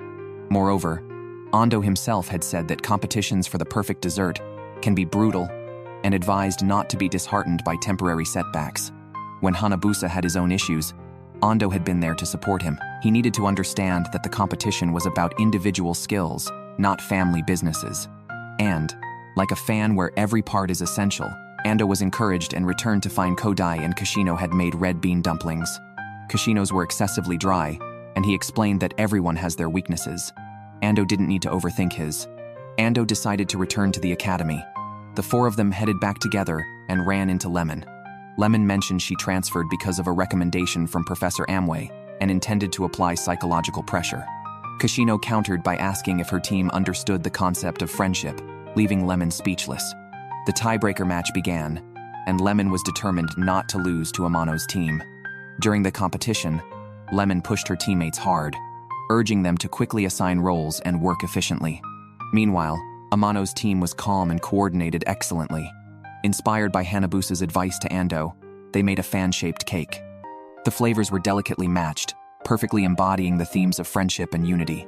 However, Lemon's teammates were unhappy, feeling they were only chosen because Professor Amway favored Lemon. Realizing they had lost on the theme, they disbanded the team on the spot. Lemon was devastated and ran out. Amano, before she could celebrate their victory, hurried after Lemon to console her. Amano shared that she too was recommended by Professor Amway and had initially failed repeatedly, only succeeding through the support of F3 and later catching up through study. Lemon apologized for exploiting Amano's lack of basic knowledge. Amano wasn't upset, acknowledging her own lack of common sense. Lemon confessed that she wasn't actually recommended by Professor Amway. In fact, she had won a major competition in Paris and was quite proud until Amway criticized her, emphasizing that dessert making requires continuous learning and improvement. Amway had also mentioned Amano, piquing Lemon's curiosity about who Amway praised so highly. After this competition, Lemon truly admired Amano and wanted to become as straightforward as her. Before leaving, Amano and Banira noticed that a dessert elf seemed to have chosen Lemon. After the tiebreaker, Amano overslept the next day, sadly missing the cafeteria's opening hours. Luckily, the dormitory supervisor gave her some snacks.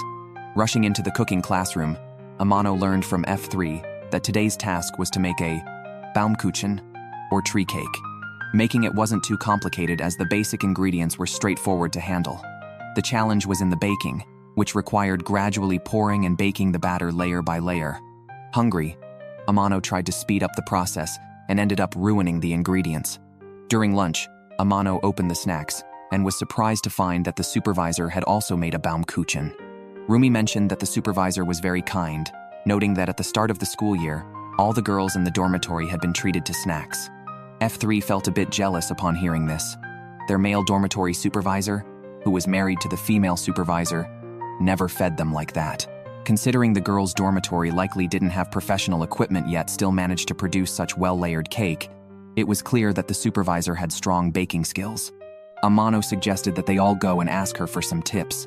However, this supervisor was known around the school for having a bad temper. Amano was used to it, as she often managed to upset her. The 4 students arrived at the supervisor's door and found the couple arguing. The supervisor, furious, grabbed her luggage and declared she was moving into the girls' dormitory. Her husband explained that their son wanted them to retire and live a better life with him. But the supervisor insisted on staying at the academy without giving a specific reason. She then stormed into the girls' dormitory, forcing the boys to stop and letting Amano handle the situation. Despite her stern appearance, the supervisor had always taken good care of the students. She knew about Amano's earlier departure from school. Kashino had written a fake leave application, but since Amano returned quickly, the supervisor never reported it to the school authorities. Last year, when Amano didn't go home for the new year, the couple had prepared a meal in advance, not knowing Amano had gone to the dessert kingdom. The supervisor showed Amano a photo, revealing that both she and her husband were graduates of St. Mary's College. Back then, there were more male students, so she had to commute by bus daily. One day, absorbed in making sweets, she missed the last bus.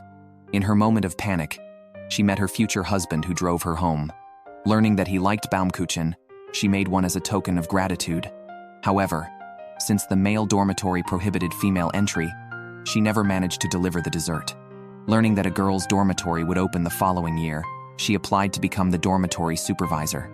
Although she gave up her dream of becoming a pastry chef, she was able to deliver the dessert she had always wanted to give and planned to pass on her passion for sweets to the students of the academy with her husband. So when her husband suggested moving out of the dormitory, the supervisor made a Baumkuchen.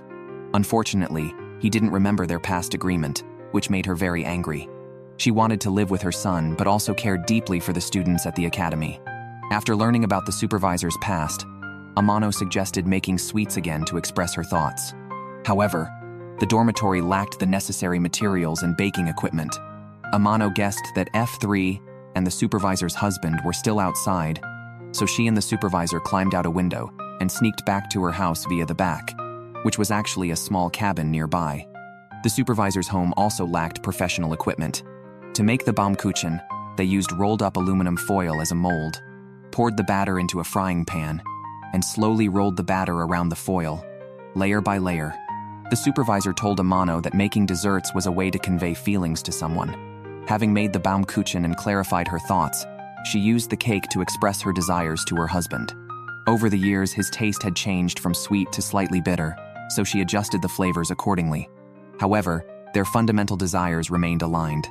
Her husband understood her wish to stay, and they agreed to continue as dormitory supervisors at the academy, passing on the sentiments behind their desserts to the students. Ando's younger brother, Ko-dai, fell in love with a girl from the circus at first sight. He took out circus tickets and invited his family to join him. Ando seized the opportunity to invite 3 friends. Amano was thrilled and joined them at the circus over the weekend, bringing along some homemade cookies. While eating the cookies, Ko-dai listened to the host and finally saw the girl he had fallen for on the street, who was announced as the circus's future star, Emily. The more Ko-dai watched her, the more smitten he became. But when he caught Amano's eye, he stubbornly insisted Emily was not cute. After the circus, Amano and Ko-dai got separated from the crowd. They called Ando to go ahead without them, as they planned to head back to Ando's place. Kashino was worried since Amano was known for her poor sense of direction. Indeed, as the 3 boarded their vehicle, Amano had already taken Ko-dai the wrong way. Ko-dai suggested Amano call for help, but just then, her phone died. Unexpectedly, this led them to meet Emily from the troupe. Amano, knowing Emily was French, initially tried to speak English but discovered Emily spoke Japanese. She had moved to Japan with her mother at the age of 3 and performed in the circus. Ko-dai offered Emily some of Amano's cookies, and she ended up taking them around the circus. After playing, the trio got hungry, so Emily's mother invited them to dinner. Both Emily and Ko-dai disliked carrots and spinach, but they managed to finish their meal. Amano thought of using these ingredients to make a dessert. She ground the carrots and vegetables into a paste and added vanilla essence, hoping to mask the taste. However, the children quickly detected the carrot and vegetable flavors. While Amano was pondering how to improve the dessert, Emily's mother received a phone call, reminding Amano and Kodai that they were actually lost. Emily, always performing, has no peers her age due to her circus lifestyle, and thus values her friendship with Kodai and Amano highly. She invited them to visit again. After returning, Amano kept thinking about how to improve the dessert, knowing both Emily and Kodai have sharp tastes. She tried modifying it again, but the texture was still off, and the vegetables didn't blend well, making any version of the dessert unpalatable. Ando visited and found Amano experimenting with the vegetable-based dessert. He mentioned that Kodai also disliked these vegetables, but his family would mince them and hide them in dishes Kodai enjoyed, so he wouldn't notice them. Inspired, turning spinach into a cream for coloring and mixing carrot with peach jam to integrate into the cake batter. She then layered it with spinach cream. The sweetness was just right, mainly highlighting the peach's flavor. Kodai approved of the taste and mentioned that Emily would be leaving for a tour elsewhere this weekend. Amano prepared the cake before the weekend, planning to deliver it before Emily departed. However, they left late, encountered traffic, and feared they wouldn't reach Emily in time. Kodai got off the bus, deciding to run the last 2 stops to deliver the dessert. At that moment, Emily's mother told her the troupe was about to leave. Amano and Kodai dashed over, just as Emily's van started moving. Fortunately, the traffic light at the intersection ahead turned red. Amano, holding Kodai, delivered the cake to Emily. They exchanged parts of each other's pictures, both joking about how unattractive they were. However, Kodai sincerely thanked Amano. Amano had been diligently studying recently, realizing that her peers were ambitious and she could not fall behind. Then Rumi brought news that the middle school division semifinals for the perfect dessert contest had begun. The challenge was to make a chocolate cake with the theme of expressing love. Kashino was skilled with chocolate but found the theme of love challenging. At that moment, Mia rushed over, claiming to be an expert on the theme of love, and proposed a bet with Kashino. If he lost in the semifinals, he would have to join Mia's team. She provocatively dared Kashino, who was confident in his chocolate dessert skills, and readily accepted the challenge. Mia's subordinate recorded the agreement, and she smugly told Amano that Kashino was now hers.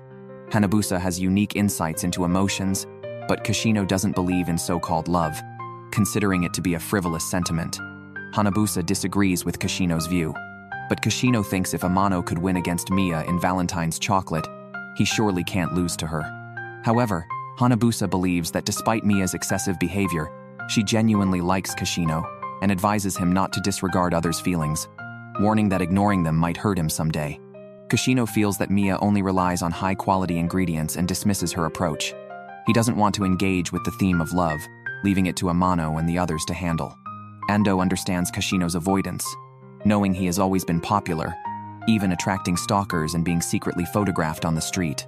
Moreover, after being tricked by Mia last year, Kashino has developed a fear of women. Amano, however, is oblivious to Kashino's charm, seeing him as overly sensitive to the point of toxicity. Kashino isolates himself in frustration and even drives away Shokora.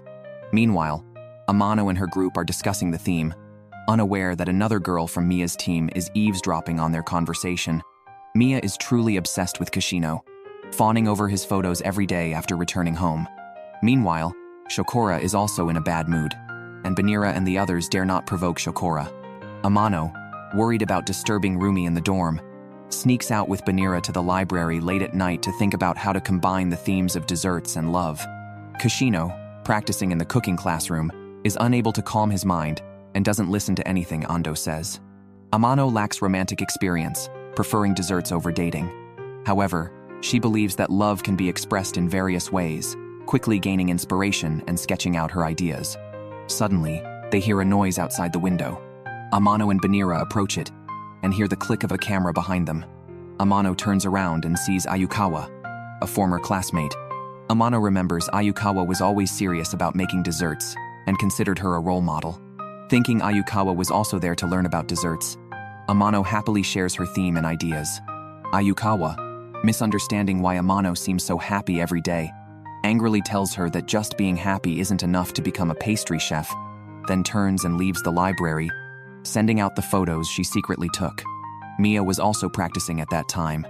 After receiving the photo, She felt very smug, thinking that Amano couldn't win now. On the day of the competition, Kashino and Hanabusa still hadn't reconciled, and their team hadn't completed any collaborative practice. Worse still, Kashino discovered that Mia had hired his most admired chocolate expert as her coach. While Kashino believed he wouldn't lose to Mia in terms of chocolate-making skills, he now hesitated, realizing that Mia was learning from a world-class chocolate master.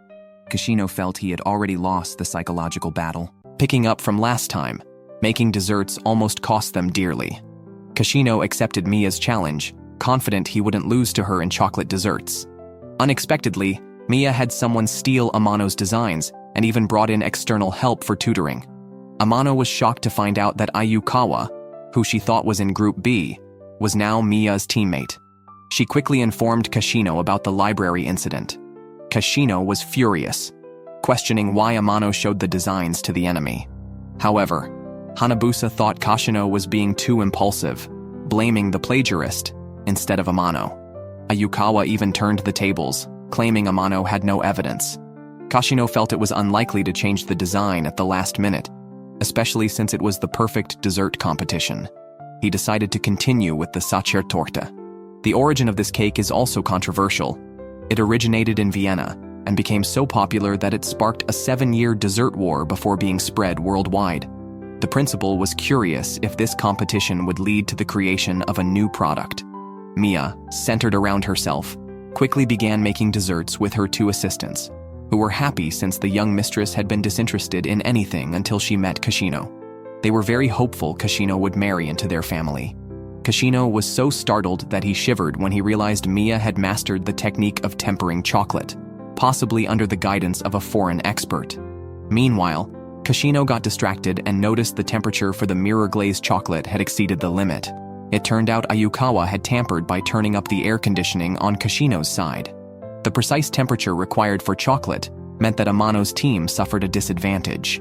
Ayukawa relied on Mia because she wanted support to continue as a pastry chef after graduation, so she resorted to any means necessary. At this point, the dessert sprite also noticed something was amiss and advised Amano to turn off the air conditioning. Amano requested the judges to do so, and Rumi immediately rushed out to turn off the AC and asked the teacher to stop the competition, declaring it an accident. However, since chocolate can't be reheated without losing its original taste, Ayukawa boldly argued that the competition shouldn't be stopped, claiming that pastry chefs must adapt to their environment. She shamelessly justified her actions, although it doesn't mean one should tolerate sabotage. Kashino felt certain of defeat, believing he couldn't win this psychological battle. Amano held Kashino's hand, encouraging him not to give up here, noting everyone saw his passion for chocolate, which is also a form of love. Kashino calmed down, admitting he might not understand love, but his desire to create delicious chocolate desserts was genuine. With a calm mind, he worked with his team under tight timing to produce a mirror-glaze Sacher-Torte, with decorations added at the last second. Mia's team presented their cake first, directly stealing Amano's ideas and explanations, claiming the cake expressed her love for Kashino. However, this love plagiarized someone else's creativity. Unaware of the truth, the school officials felt that one side must be lying. When it was Amano's team's turn, the chocolate master who had tutored Mia, and whom Kashino greatly admired, came forward. He sampled their cake, praised Kashino's chocolate skills as superb, and then left the competition area, ignoring any threats from Maya. The judges asked Kashino about his concept. Since Amano's original idea had been plagiarized, improvising on the spot wasn't an option. Kashino admitted he didn't fully grasp the theme of love, but he had some insights while making the dessert. However, he still didn't provide a clear creative concept.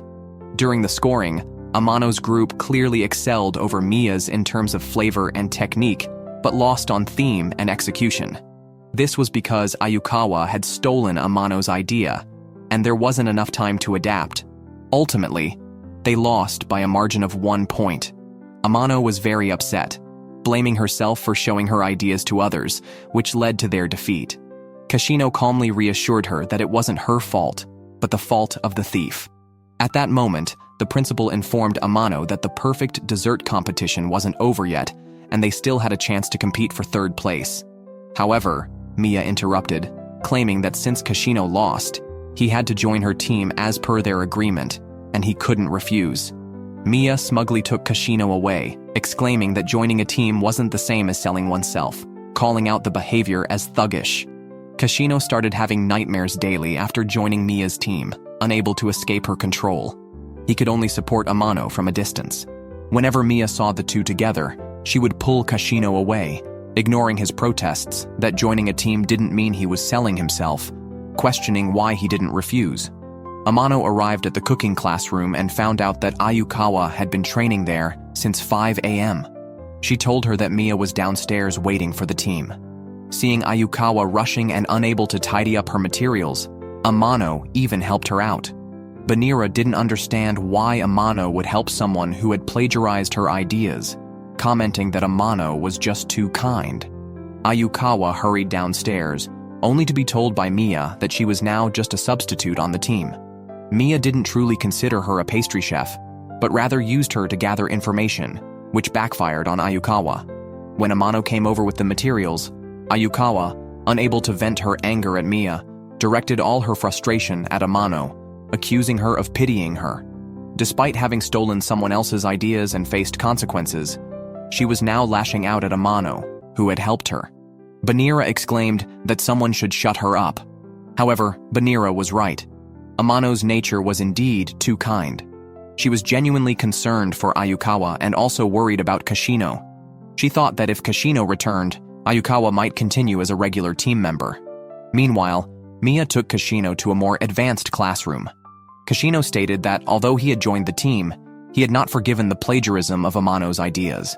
Ayukawa came over, having been sent to find out about the final assessment topic, which was reportedly based on Marco Polo's travels to the land of gold in the east. Mia initially wanted to use lavish gold decorations for her desserts. Kashino criticized this idea, noting Marco Polo never visited Japan, and using gold could be off-topic. It was Ayukawa who pointed out the essence of the theme. Kashino recognized Ayukawa's talent, but lamented that she wasn't using it properly. After Kashino joined the team, Mia decided to focus on him, effectively becoming a hands-off manager, convinced that no other team member matched Kashino's skills.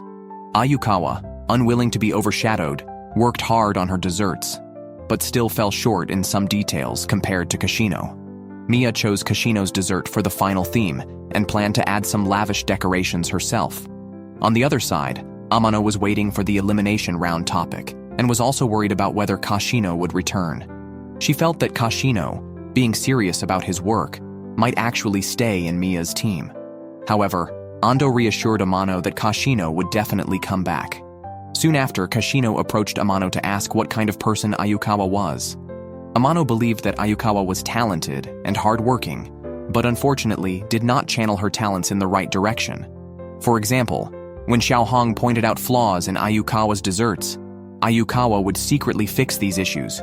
Consequently, both of them, along with Banira and Shakura, watched Ayukawa's training and felt that it was a pity for such talent to be merely a substitute. The next day, Ayukawa went with Kashino, carrying her prepared desserts, to meet Mia. However, along the way, Kashino took one of the desserts and tasted it, quickly coming up with an idea. He then took Ayukawa to Mia and declared that he wanted to be the team leader. He reminded Mia that she had said he could do anything he wanted, so Kashino decided to make Mia the substitute and had her taste Ayukawa's dessert. Mia was shocked. She indeed had a fondness for Kashino, but that was because he dared to point out the flaws in her desserts. Ultimately, Mia preferred desserts over people, so when she realized Kashino was challenging her position and recognized Ayukawa's talent, she immediately kicked Kashino out of the team. Ayukawa thanked Kashino, but he shrugged it off, saying he just wanted to leave Mia's team. However, Mia's dismissal of Kashino as a teammate didn't mean she stopped liking him. Banira and the others were busy practicing recently, so they didn't submit enough dessert cards and had to go back and retake the exam. They couldn't return until they passed the makeup test. Banira was very reluctant to leave Amano, but believed that they would pass quickly and return soon. Cafe and Kiarameru received consolation from their partners. Shakura wanted to talk to Kashino, but being tsundere, she just said goodbye and left. Banira rushed to the makeup test site, where the teacher informed them that the Queen's coronation anniversary was approaching. They were tasked with creating a dessert sculpture to be displayed in Dessert Square, However, there was a prerequisite. The sculpture must be surprising and delightful to all the citizens of the dessert kingdom. Creating dessert sculptures isn't difficult. The real challenge lies in combining the tastes of the 4 people involved. Each of them is stubborn about their own flavor preferences. Cafe, among the 3 girls, had no competitive edge and was easily overshadowed. Banira decided they should rest for the evening, but as night fell, Banira and Yumeiro began to miss their partners. Shokora claimed that she and Kashino were also close, suggesting he might even be thinking of her at the moment. Meanwhile, Kashino was so stressed by Amano that he had a splitting headache. When he returned and didn't find Shokora, he thought she had just gone out to play and didn't worry further. The next morning, when Shokora still hadn't returned, Kashino started to panic, thinking she might be trapped somewhere. He went out searching for her everywhere. It seems that despite their tsundere nature, they really do care about each other.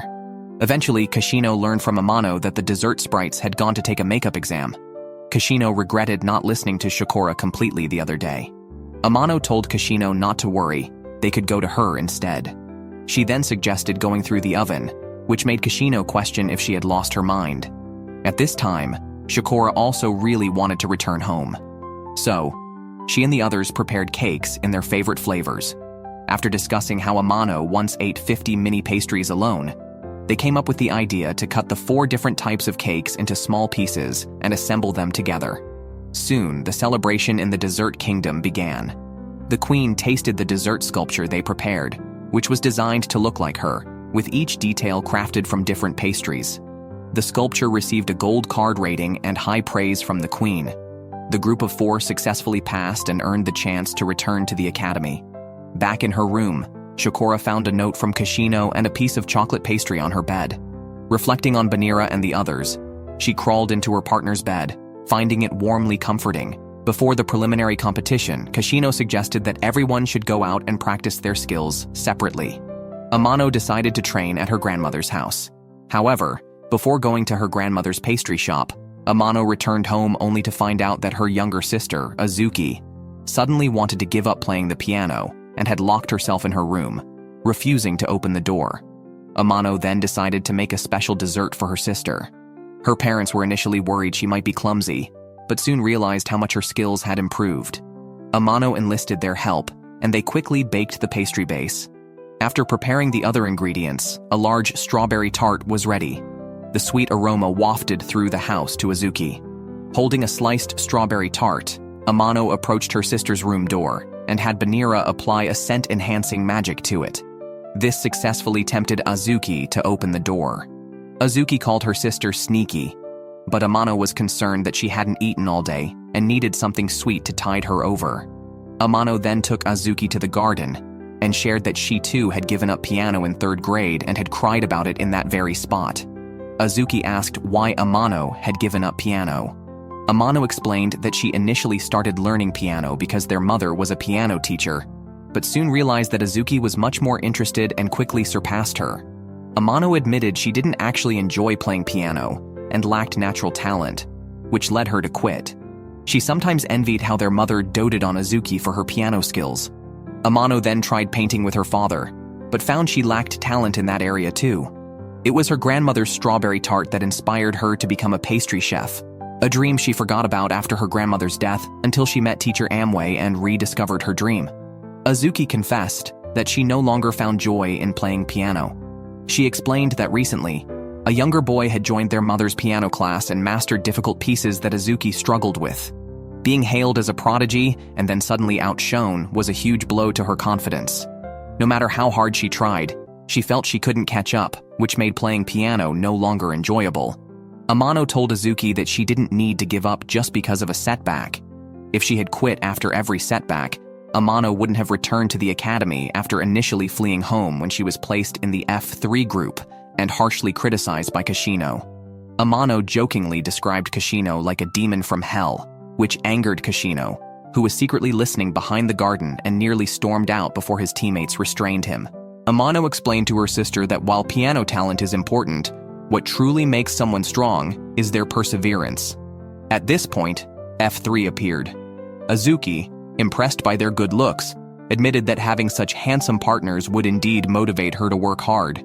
Kashino argued that looks aren't everything, startling Azuki into joking that he must be the demon her sister mentioned. Amano quickly defended her sister. F3 was there because Kuro found that his uncle's dessert shop was closed, so they planned to visit Amano's family's dessert shop instead. Hanabusa and Ando, having no other plans, joined him. Amano's mother, curious about which boy her daughter might like, doubted it was Kashino, while Amano's father humorously declared his daughter too precious to be pursued by just anyone, calling her a dewy cabbage that no pig should disturb. Amano quickly clarified they were merely comrades in arms. And soon, a beautifully decorated cake was served. Azuki expressed admiration for her sister's impressive teammates and resolved to keep playing piano. Amano was overjoyed, hugging Azuki and assuring her that she could definitely succeed. The grand finale, deciding the top 3, started quickly. Surprisingly, the theme of this competition was not daily bonds, but bonds. After the theme was announced, Amano looked confused, leading everyone to worry she had some unresolved issues. However, Amano admitted she didn't know what bonds meant, leaving Kashino speechless. Eventually, F3 explained that bonds refer to relationships between people, whether romantic, friendly, or familial. Their discussion distracted them during class, resulting in the teacher sending them to the office. The teacher told them that if they couldn't focus in class, they wouldn't be inspired in the competition. Following the teacher's advice, Amano decided to clear her mind before the competition, focusing on her surroundings. Since the start of the perfect dessert competition, they had been fixated on winning and going to Paris. Kashino, however, thought training was more crucial at the moment. Amano struggled with the theme of bonds because it required differentiating it from other types of relationships, demanding more thoughtful consideration. Amano skipped practice, which worried Banira about possibly angering Kashino. But Amano felt confident, knowing Kashino's temperament well after their journey together. The next day, the teacher announced that the day's lesson would be on milk millefeuille, the very dessert Amano first made when she arrived at the academy. The teacher emphasized the importance of reinforcing skills from the beginning.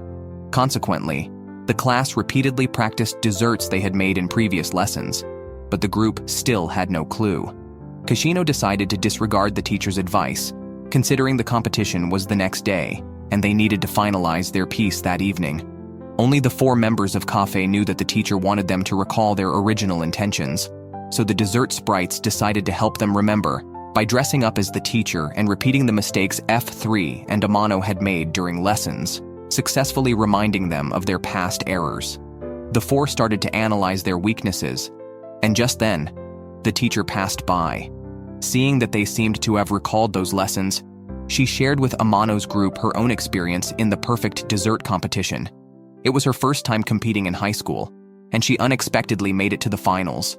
However, due to immense pressure, she neglected to solidify the details and failed to execute basic annealing techniques during the finals. The teacher regretted this deeply and stressed that if she had focused on consolidating her skills and practicing in advance, the final might not have ended that way. To prevent her students from making the same mistake, she had emphasized reinforcing lessons and told them that winning a trip to Paris is not the end-all.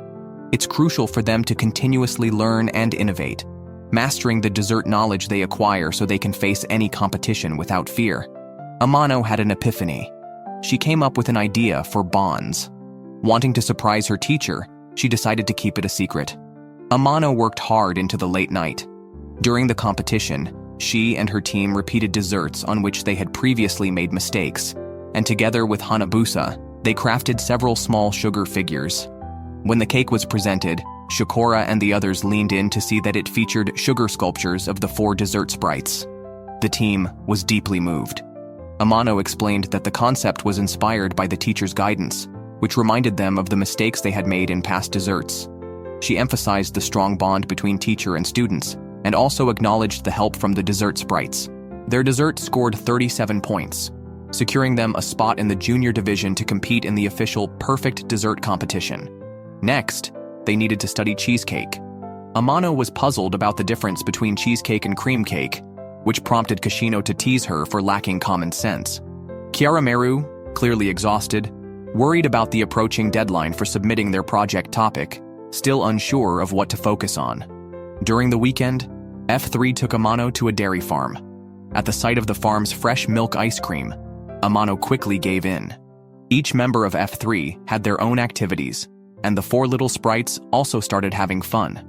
Only Shakura was worried about Kayarameru's report, as the deadline was the next day.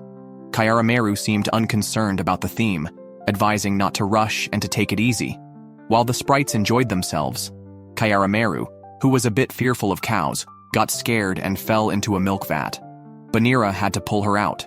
Shakura expressed frustration, criticizing Kayarameru for being unreliable, and questioned how she could be a good partner, suggesting she was holding Ando back. Banira thought Shakura's comment was too harsh. Kayarameru took Shakura's words to heart, feeling she was a burden to Ando. Later, the group sat near a fence to relax, and a calf suddenly took an interest in Kayarameru and chased her into the forest. Amano and the group visited the farm to participate in various activities, like learning to make cheese, butter, and pizza. The visit was specifically planned for Amano to learn cheese making, so they chose cheese and butter making workshops. Meanwhile, Amano was drawn to the cowshed at the farm. She ventured inside and learned from the farm manager that over 800 cows were named individually. The manager was impressive, checking the cows' feed daily and taking great care in rearing them. The sole aim was to develop the finest dairy cows to produce the most delicious milk.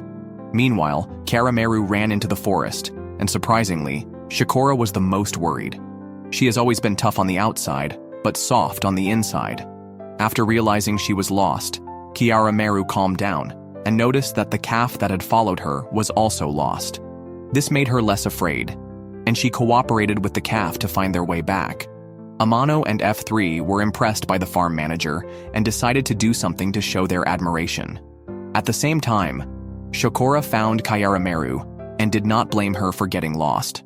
Instead, she pointed out that getting lost led them to a beautiful lake in the forest, and after enjoying the lakeside scenery, they returned to the farm with the calf and found Amano and the others making desserts. They quickly joined in. Eventually, they completed a cheesecake and invited the farm staff to taste it.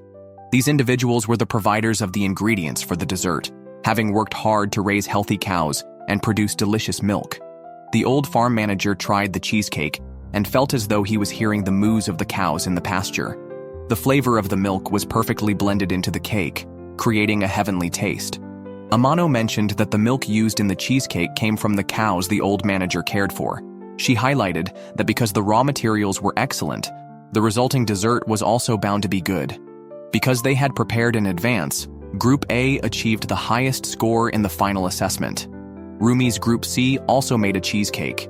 Amano tasted it and immediately recognized that they had used the milk they brought back from the farm, because its rich and silky flavor was distinct from commercial milk. F3 was surprised as they couldn't discern such details, and wondered about Amano's exceptional palate. Meanwhile, the results for the papers submitted by Banira and the others came in. Kayarameru, who handed in her paper last, scored the highest with 3 stars, showing that despite seeming absent-minded, she was very meticulous in this area. Entering the main event of the perfect dessert competition, Banira felt that their next goal should be the championship. In the first round, Amano's team faced the Tachibana group, known for their expertise in using organic ingredients in desserts. Amano had previously tasted their organic cookies at a dessert salon. The group's captain had once tied with Ando for the championship in a fruit dessert contest. Meanwhile, the unfortunate team paired against Tennoji in the first group was Mia's team. The young lady was displeased with Tennoji's presence, believing herself to be the strongest pastry chef. The theme for their first matchup was elegance, which Maya felt perfectly matched her persona.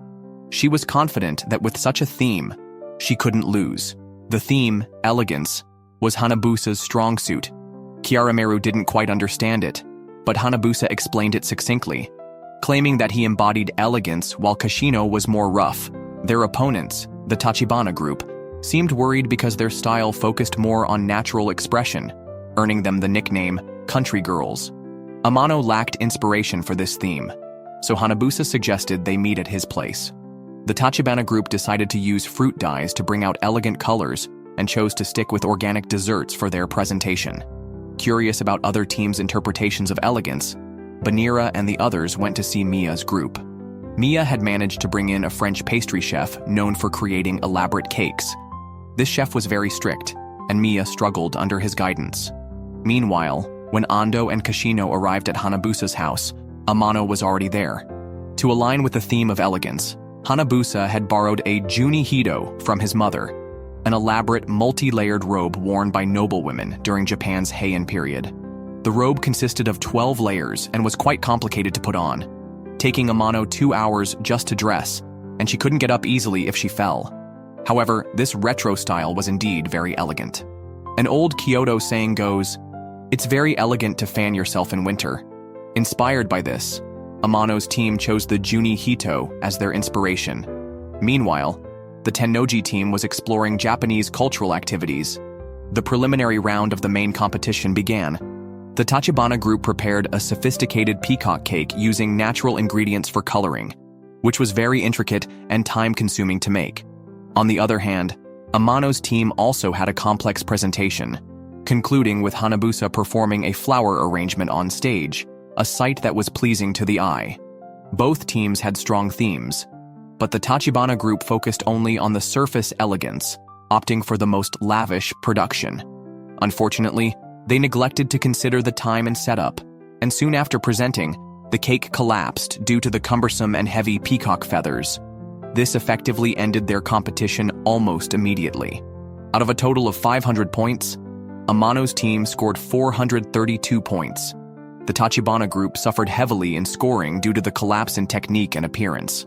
Amano felt it was a pity, but the captain of the Tachibana group told Amano that the decision to increase the number of feathers was a strategic mistake on her part as the team leader. Additionally, since the cake's base was poorly made, she admitted it was their fault and told Amano there was no need to defend them. Amano sighed and then followed F3 to the competition venue for the showdown between the small-town team and Tennoji. It was like a battle of the gods. Mia was indeed pushed hard by the French pastry chef, which significantly improved her dessert-making skills. She used the highest quality fruits, which filled the entire venue with their sweet aroma. Additionally, the juice she extracted included glitter, making it particularly eye-catching. However, Tennoji was not to be outdone. They started with a calligraphy display of elegance, which was incredibly graceful. Tennoji took inspiration from many traditional Japanese performances and included Buddhist scriptures in their presentation. If Mia's creation was a delicately luxurious and classically elegant Western crown, then Tennoji's team crafted something akin to an ethereal Eastern celestial maiden dancing gracefully to the music. When the scores were announced, Mia's team received a remarkable 454 points. However, Tennoji was simply too strong, surpassing Mia in performance, essence, and flavor, and scored 478 points, ultimately winning the championship. The principal remarked that while Mia's dessert was indeed lavish, elegance is not just about splendor, but also about sophistication and nobility. In terms of conceptual depth, Mia was less refined than Tennoji. Amano's team smoothly advanced to the semi-finals. Kashino speculated that the next competition theme might be dessert plating, which requires a high standard for the dessert's appearance and temperature control, necessitating substantial tasting skills. Therefore, over the weekend, the 4 members of Amano's team went to a famous dessert street near the school. Once Amano entered a dessert shop, she was like a mouse in a rice container, unable to resist the various desserts. Having loved sweets from a young age, she was very familiar with different types and flavors of desserts, even educating her teammates about them. However, Amano moved so fast that the rest of F3 could only chase after her, with Hanabusa and Ando struggling to keep up, and only Kashino persistently following her.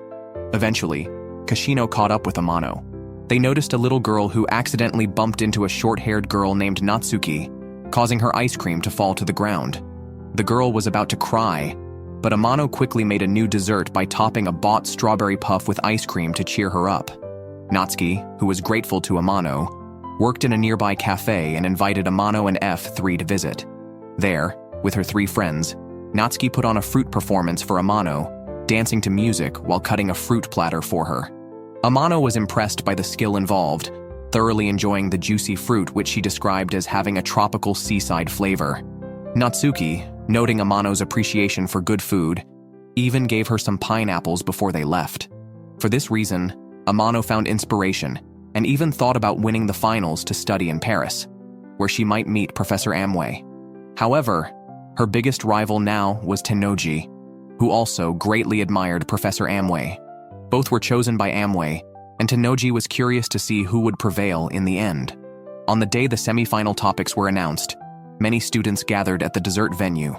Mia, having lost to Tennoji, considered an enemy's enemy a friend and promptly supported Amano, urging her to defeat Tennoji. Just after Mia left, Amano ran into Natsuki. It turned out that Natsuki and her 3 friends were also students at St. Mary's College, daughters of major orchard owners who came here to become pastry chefs. Amano thought they had extensive knowledge about fruits and initially wanted to ask Natsuki for some fruit, intending to use it in the perfect dessert competition. Just then, Rumi rushed over to announce the semi-final groupings. Amano's team was paired against Natsuki's group. Natsuki felt awkward as she was about to mention this, but Rumi didn't give her a chance. Amano was disappointed. They had just become friends and now had to compete against each other. However, it was okay as everyone was there to compete fairly, and regardless of the outcome, they would remain friends. The theme for this assessment was cake plating with a focus on fruits. Amano sighed, knowing Natsuki's team had a clear advantage in this area. Now that she knew they would be competitors, Amano could no longer ask Natsuki for her fruits. She had to rely on her own strengths to win. Natsuki admired Amano's spirit. That evening, Rumi and Kana brought fruits to help the 4 team members. Hanabusa was ignored, which made Kashino laugh. They then selected fruits and started to test recipes. Because of her acquaintance with Natsuki, Amano had many ideas for a fruit platter and chose to use tropical fruits for her dessert. However, Banira was worried about the awkwardness of using similar ingredients. After the dessert was made, Amano asked Banira to shrink them so they could taste the fruits from a different perspective. F3 found that although Amano's dessert might not look the best, its taste was exceptionally good. They also researched Natsuki's team's fruit desserts and found that not only were they visually appealing, but they also scored very high in taste. Facing such a formidable opponent was not easy. To find a theme for her creation, Amano toured the entire junior high school section. Banira, attracted by the sweet aroma, couldn't help but drift away. Chasing after Banira, Amano ended up in the high school section, but didn't find Banira. Instead, she ran into Natsuki, who was testing her competition desserts. Natsuki warmly invited Amano to taste her entries. Amano was concerned this might reveal their competition plans, but Natsuki was not worried, showing a true competitive spirit. After just one bite, Amano could feel the passionate atmosphere in the dessert. At that moment, Banira came over and took Amano to the academy's orchard. There, Amano ran into Kashino. Facing Natsuki's strength had made her very anxious. She grabbed Kashino, desperate to find fruits that could compete.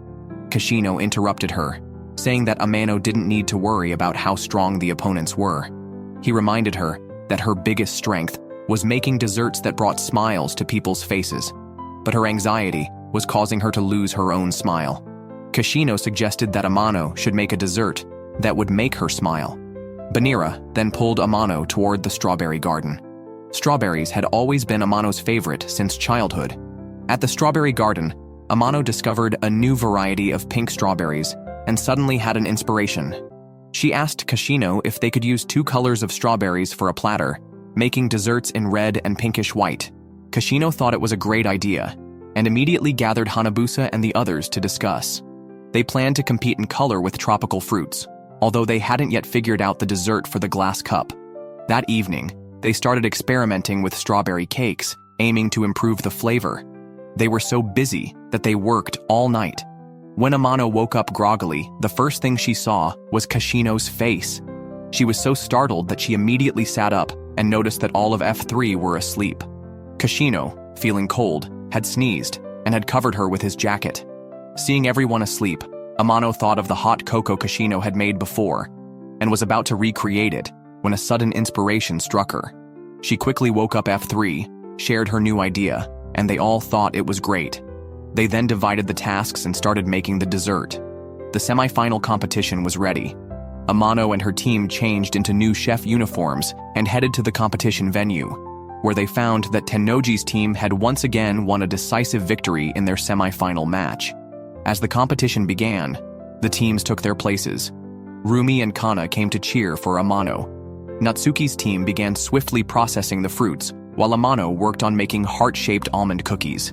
To avoid affecting the temperature of the almond cookies, Amano repeatedly cooled her hands in ice water, carefully squeezing the dough.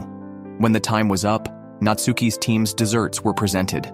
With a snap of their fingers, the lights went out, and they ignited a blue flame in the dim room, pouring jam over the dessert, which looked incredibly glamorous. The entire atmosphere of the venue was elevated. The judges tasted Natsuki's team's dessert, finding the tropical fruits refreshing, delicate, and passionate, delighting everyone present. Soon, Amano's team's desserts were served. They made very cute strawberry ice cream and cakes that instantly captivated the girls at the venue. Tennoji and her team also came to watch the competition. Some team members thought such desserts were easy to make, but Amano's team decorated them with spun sugar syrup. The strawberry's unique sweet and sour taste was very smooth and mixed well with the cream without being too heavy. However, the ice cream was a bit too cold for the tongue. Amano suggested cutting open the cake, revealing a slightly warm strawberry filling inside. The combination was perfect, blending flavors beautifully and symbolizing a heart full of love. Amano was no longer fixated on winning, as they had performed their best. Natsuki's team scored 451 points. Amano's team received mixed scores, and to win, they needed a creativity score of 97, almost a perfect score. Amazingly, Amano achieved this and won by a margin of 1 point over Natsuki's team. Amano excitedly hugged Kashino, and Tennoji was also happy, looking forward to facing Amano in the finals. Natsuki's team came over to greet Amano as well. It turned out that Natsuki's team also had dessert spirits, and their visit was to bless Amano. They hoped she would defeat Tennoji in the finals.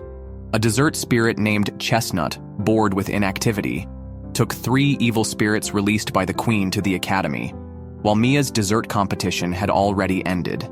Even dreaming of Kashino seemed boring to her, but upon waking, she still longed to see him. Meanwhile, Banira and others were playing at the fountain when the evil trio suddenly appeared, startling them. Shokora chased the trio away and encountered Chestnut. They had previously told Chestnut that she resembled Mia, so they took Chestnut to meet Mia. However, Chestnut didn't like Mia much, finding her lacking in enthusiasm. Instead, she took an interest in Tennoji, but was surprised to find Tennoji had Hani by her side. Other talented students also had dessert spirits, including Amano's group with Shokora and others. Chestnut found this boring and felt that no one else was worthy of being her partner. Just then, Mia passed by and mentioned she was planning to go to Paris for studies with her father, hoping to meet Kashino there and possibly start a romantic relationship. Mia's determined demeanor surprisingly matched Chestnut's taste. Therefore, Chestnut decided to compete with Shokora for Kashino as a partner. It seems even dessert spirits can be influenced by a young lady's relentless pursuit of love. To prove her bond with Kashino, Shokora decided to reveal some of his secrets.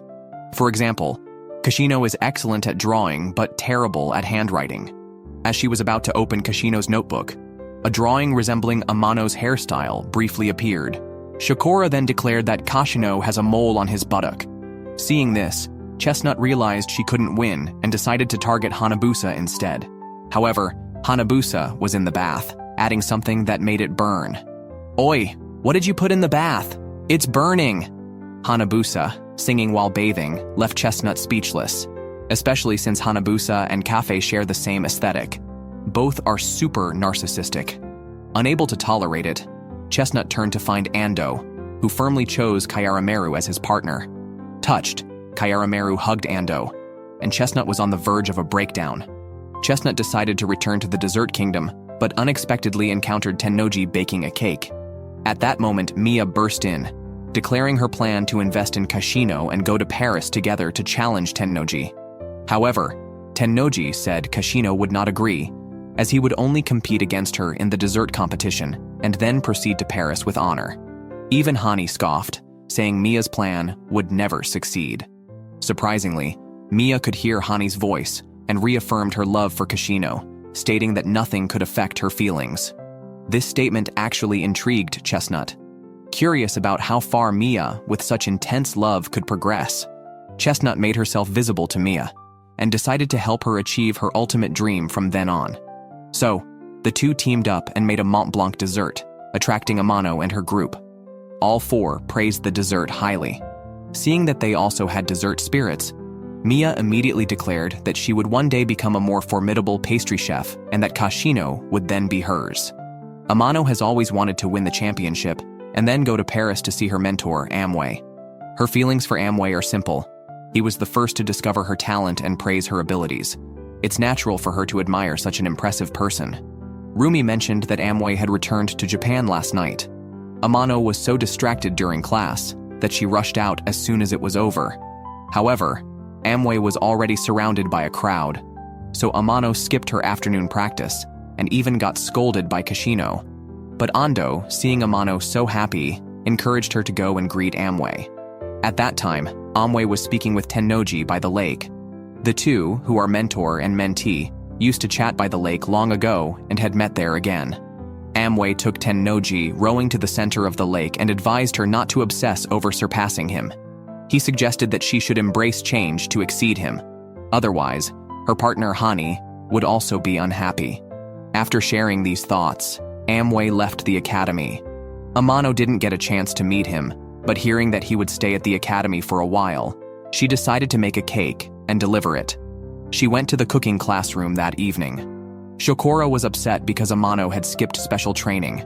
Kashino was practicing alone and didn't speak. Amano, following Banira, went to the next cooking station. Banira, curious, asked Amano why she admired Amway so much.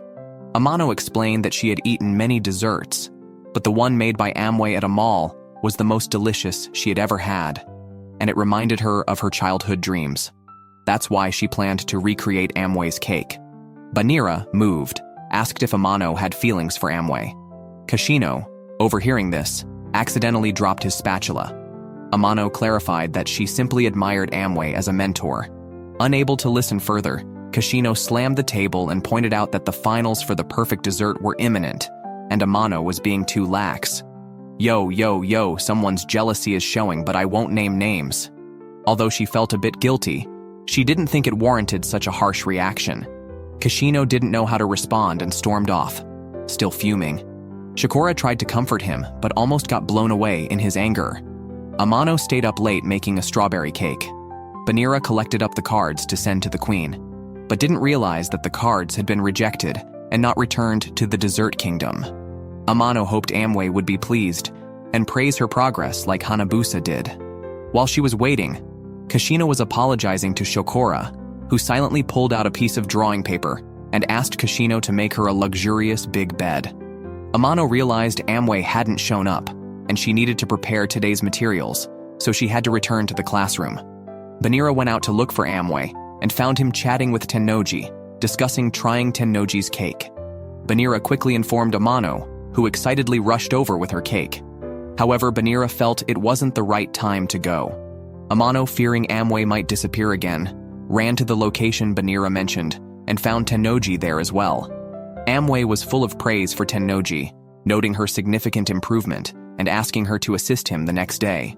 Amano felt lost and thought she had overestimated her importance to Amway, who seemed to value Tennoji more, especially since they were mentor and mentee. It was natural for him to meet Tennoji after returning from Paris. However, Amano was still upset. Doubting that her mentor had forgotten her hit her hard. She tried to continue training but couldn't help breaking down and crying. Hanabusa quickly helped her up. Seeing that the cake hadn't been delivered, Kashino suggested they all eat it together to avoid waste. They quickly turned to the mousse cake for comfort. Kashino encouraged Amano to be herself and not to imitate others, or let Tennoji affect her, reminding her they were competitors in the finals. Unexpectedly, Tennoji arrived with Amway. It turned out Amway did remember Amano. He had read all her letters and knew she was competing in the perfect dessert contest. Amano was delighted and was about to offer the last cake to Amway when Kashino, seeing Amway, stuffed the last piece into his mouth. revealing a bit of jealousy, but Amway mentioned he was there to be a judge. Although Amway felt Amano's team might not beat Tennoji, Amano was determined not to concede to any competitor. Meanwhile, the evil trio was sent back to the Dessert Kingdom by Hani.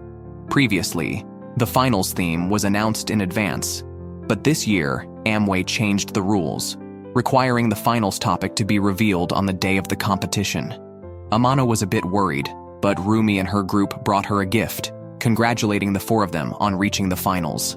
The gift was a notebook listing all the desserts Tennoji's team had made so far in the competition. Amano was touched and declared her determination to win. However, the notebook showed that every dessert Tennoji's team had made was of high quality, as all the team members were top talents in their respective disciplines within the school. For instance, the team's vice president, Haitan, known as Tennoji's right-hand man, along with the other two members, Tongkawa and Saeki, were last year's champion competitors. These three were considered the high school division's dessert princes. Kashino said that these details were not the main point. The key issue was that the theme would only be revealed on the day of the competition, meaning that all competitors must be well-versed in various cooking techniques, or they would be unable to perform in the arena. Previously, they had the advantage of receiving the topic in advance and preparing specifically for it. At that time, Hanabusa brought out textbooks from the high school division that his mother had borrowed. The group decided to each study a different subject to quickly increase their knowledge of desserts. After a busy day, Amano finished training and was about to go to the dessert salon to eat cake, but encountered Amway there. Amway mentioned that Tennoji had also just finished training, but had still come to help at the dessert salon. At that moment, Tennoji greeted Amano and noticed she was studying high school textbooks. She shook her head and said that while Amano's training method was not wrong, it was not sufficient to catch up with her. After returning, Amano felt conflicted.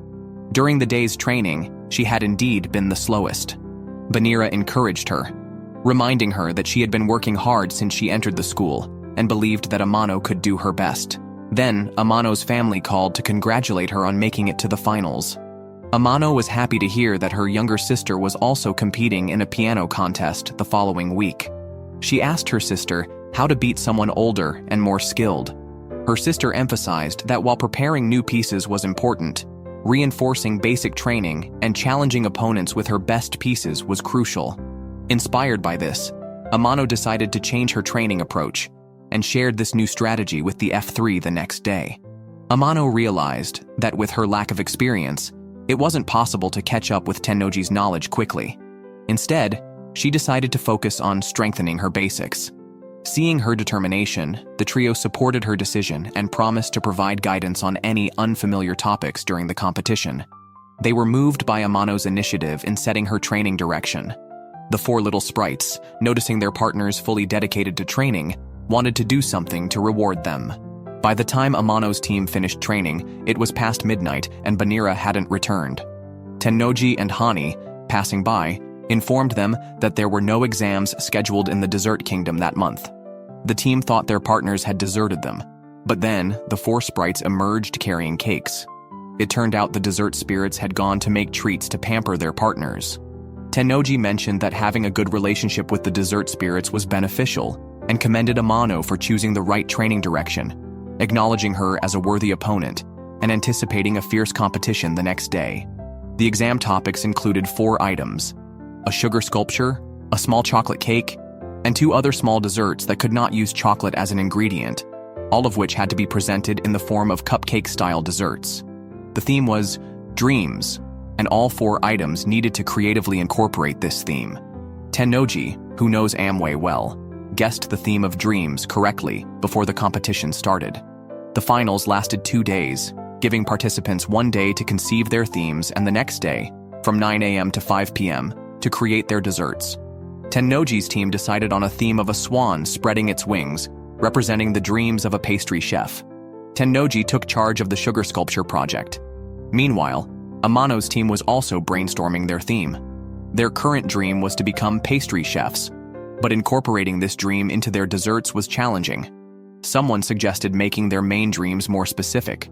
Kashino wanted to study in Paris. Hanabusa aimed to create a dessert representing roses. Ando planned to expand his fruit shop internationally, and Amano wanted to make desserts that would bring smiles to everyone. Inspired, Amano quickly sketched a design, which Ando approved, noting that the details could be achieved through decorations. However, making a model of the Eiffel Tower was tricky. Hanabusa purposefully provoked Kishino, sparking his competitive spirit to ensure it was done. Kishino then dismantled the details of the Eiffel Tower and started making molds. Meanwhile, Hanabusa was designing entwined roses. The two, being roommates, coordinated well together. Ando also had specific ideas in mind, and what remained was practice. Amano was responsible for the small cakes. She remembered the desserts her grandmother used to make, particularly how a combination of strawberry mousse and jam was tastier. Banira then sparked an idea for Amano to create a dessert with a strawberry-like shell filled with strawberry jam, allowing the jam to be enjoyed without being crushed. As they were finalizing the details, Tennoji was photographing swans by the lake. Both she and Amano are straightforward and never thought about hiding their themes. However, Tennoji became curious about how Amano knew Amway. Amano shared the details, suspecting that her grandmother might have met Amway before and mentioned that Amway had made a delicious cake for her. Tennoji's expression turned serious, looking as if jealousy had gotten the better of her.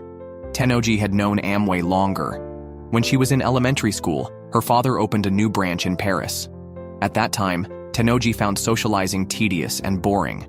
It was then that she met Amway, who was still a student and had treated her to honey pastries. The delicious desserts rekindled her curiosity about life, and she discovered the powerful impact desserts could have. Thus, Tennoji committed herself to studying pastry making, and later enrolled in St. Mary's College, where Amway, having just graduated, became her homeroom teacher. Tennoji learned from Amway and aimed to create desserts that would make everyone happy, similar to Amano's initial intent. Tennoji knew Amway would return to Paris after the finals and felt she still had much to improve, so she was determined to win the competition and study in Paris. However, Amano was not ready to concede. When the F3 arrived, they witnessed the two declaring rivalry, impressed by Amano's spirit. During her conversation with Tennoji, Amano recalled making an apple cake in kindergarten and decided to use that inspiration for the finals. Group B had stolen the cake idea back then, but had optimized Amano's concept. They used a cream freeze technique, which Amano always found delicious. She approached Group B's leader, Nakajima, for advice. However, Nakajima, believing Amano had advanced to the finals only because of the F3, refused to teach her. Amano knew that waiting for someone to come and teach her was not an option. She took the initiative to make an apple cream freeze cake and asked Nakajima to taste it. Nakajima did not refuse and was surprised to find that, aside from the cream freeze, everything else was well made. Realizing Amano's rapid improvement, Nakajima pointed out the flaws in the cream freeze. Amano quickly made adjustments and repeatedly sought Nakajima's feedback. Despite Nakajima's tsundere attitude, claiming she wouldn't teach her, she stayed up late into the night helping Amano improve, until she finally suggested incorporating applesauce into the cream freeze and even provided her own mother's applesauce for reference. Amano successfully refined her small cake and learned sugar sculpting from Hanabusa. However, the most exhausted member of the group was Kishino, who was preparing the entire structure of the Eiffel Tower, working through the night without proper rest. Shikora was worried he might overexert himself. On the day of the official competition, Kishino appeared to be in poor condition. He slapped his face to stay awake, and as the competition started, both teams made their entrance. Kishino immediately began working on the chocolate using the molds, despite his dark circles. Everyone started their tasks, but Amano first mentally planned the sequence of making the desserts. Meanwhile, Nakajima came over to cheer for Amano. Soon, Amano had the sequence planned out in her mind. Amway noticed Tennoji was already working on her sugar sculpture and realized she must have practiced extensively for the competition. Over here, Kishino spent a full 2 hours just on the base of the Eiffel Tower. Both teams were progressing smoothly. However, when Amway checked on Kishino, due to excessive fatigue, he fell down the stairs and was unconscious until the lunch break at noon. Shikora and Amano prepared sandwiches to help Kishino regain his strength. Just as he started working again, he found Mia and her teammates cheering behind him, causing his hand to tremble, and making it difficult for him to concentrate. Fortunately, the judges called a halt in time. Kashino calmed down and continued working, but there was no longer enough time. Although Hanabusa and Ando had already finished their parts, Kashino was missing just the antenna on top of the tower. The judges had already called time, so he had to stop, regretfully. Otherwise, an unstable tower top could have been knocked over by the meal cart, possibly damaging other cakes. Hanabusa and others consoled Kashino, saying he had done his best. They even playfully argued to Amway that the unfinished tower top represented unachieved dreams, leaving Amway speechless. Still, points had to be deducted as necessary. Finally, the judges announced the start of scoring. Tennoji's sugar sculpture scored high, reaching 485 points in artistry. Amano's team was 10 points behind. Regarding the chocolate design, they scored 476 points. However, due to the incomplete antenna on the tower, Kashino's team could only score 427 points, resulting in a 59-point gap. Hani remarked that the outcome was clear. Soon, the small desserts and cakes would be scored on taste and originality. Tennoji's team scored 458 points for their small desserts, while Amano's team scored 460 points, narrowing the gap by 2 points. The scoring for the small cakes was next. Amway first tasted a cake made by Saeki from Tennoji's team, frowned, and immediately drank some water. He smiled after tasting Amano's cake. The scores were quickly announced. Tennoji's team scored only 420 points for their small cakes because Seiki had imitated a cake from an international dessert competition, losing points for originality. This left a 477-point difference. It all depended on Amano's final score. Amway's score for Amano was very high, even higher than what he gave to Tennoji's team. Unfortunately, Amano's team lost by a narrow margin of just 1 point. Kashino and the others encouraged Amano, saying she had done very well. She had maximized her score, compensating for the shortcomings of the Eiffel Tower. Despite the loss, the audience stood and applauded in honor of their efforts. Amway then gave feedback, reminding Saeki to focus on originality and avoid mere imitation, which is meaningless. He praised Amano's team highly, stating their skills had far surpassed the junior division. He told Kashino he would have rated him higher than Haitan if he had finished the tower top. Amway, impressed, directly applied to St. Mary's College headquarters to have Amano's team represent Japan's Team B in the Perfect Desserts Finals in Paris. Rumi joyfully lifted Amano into the air, while Tennoji knew the real competition was still ahead. After winning the competition, Amano's team got the opportunity to go home and pack their bags while arranging for their parents to sign the paperwork for going abroad. Amano's father, who has always adored her, looked unhappy this time, reluctant to let his daughter go abroad. Meanwhile, Amano was also concerned about the F3's situation. Ando and Hanabusa were handling things normally, but Kashino faced difficulties. His parents, both medical professionals, never agreed with his choice to become a pastry chef. Hearing that their son wanted to go abroad, they were too busy with surgeries to sign his papers, so Kashino ended up waiting outside the hospital. Amano, accompanied by her mother, managed to get her passport. Her father sighed repeatedly, lamenting, "Ah, my precious daughter is leaving."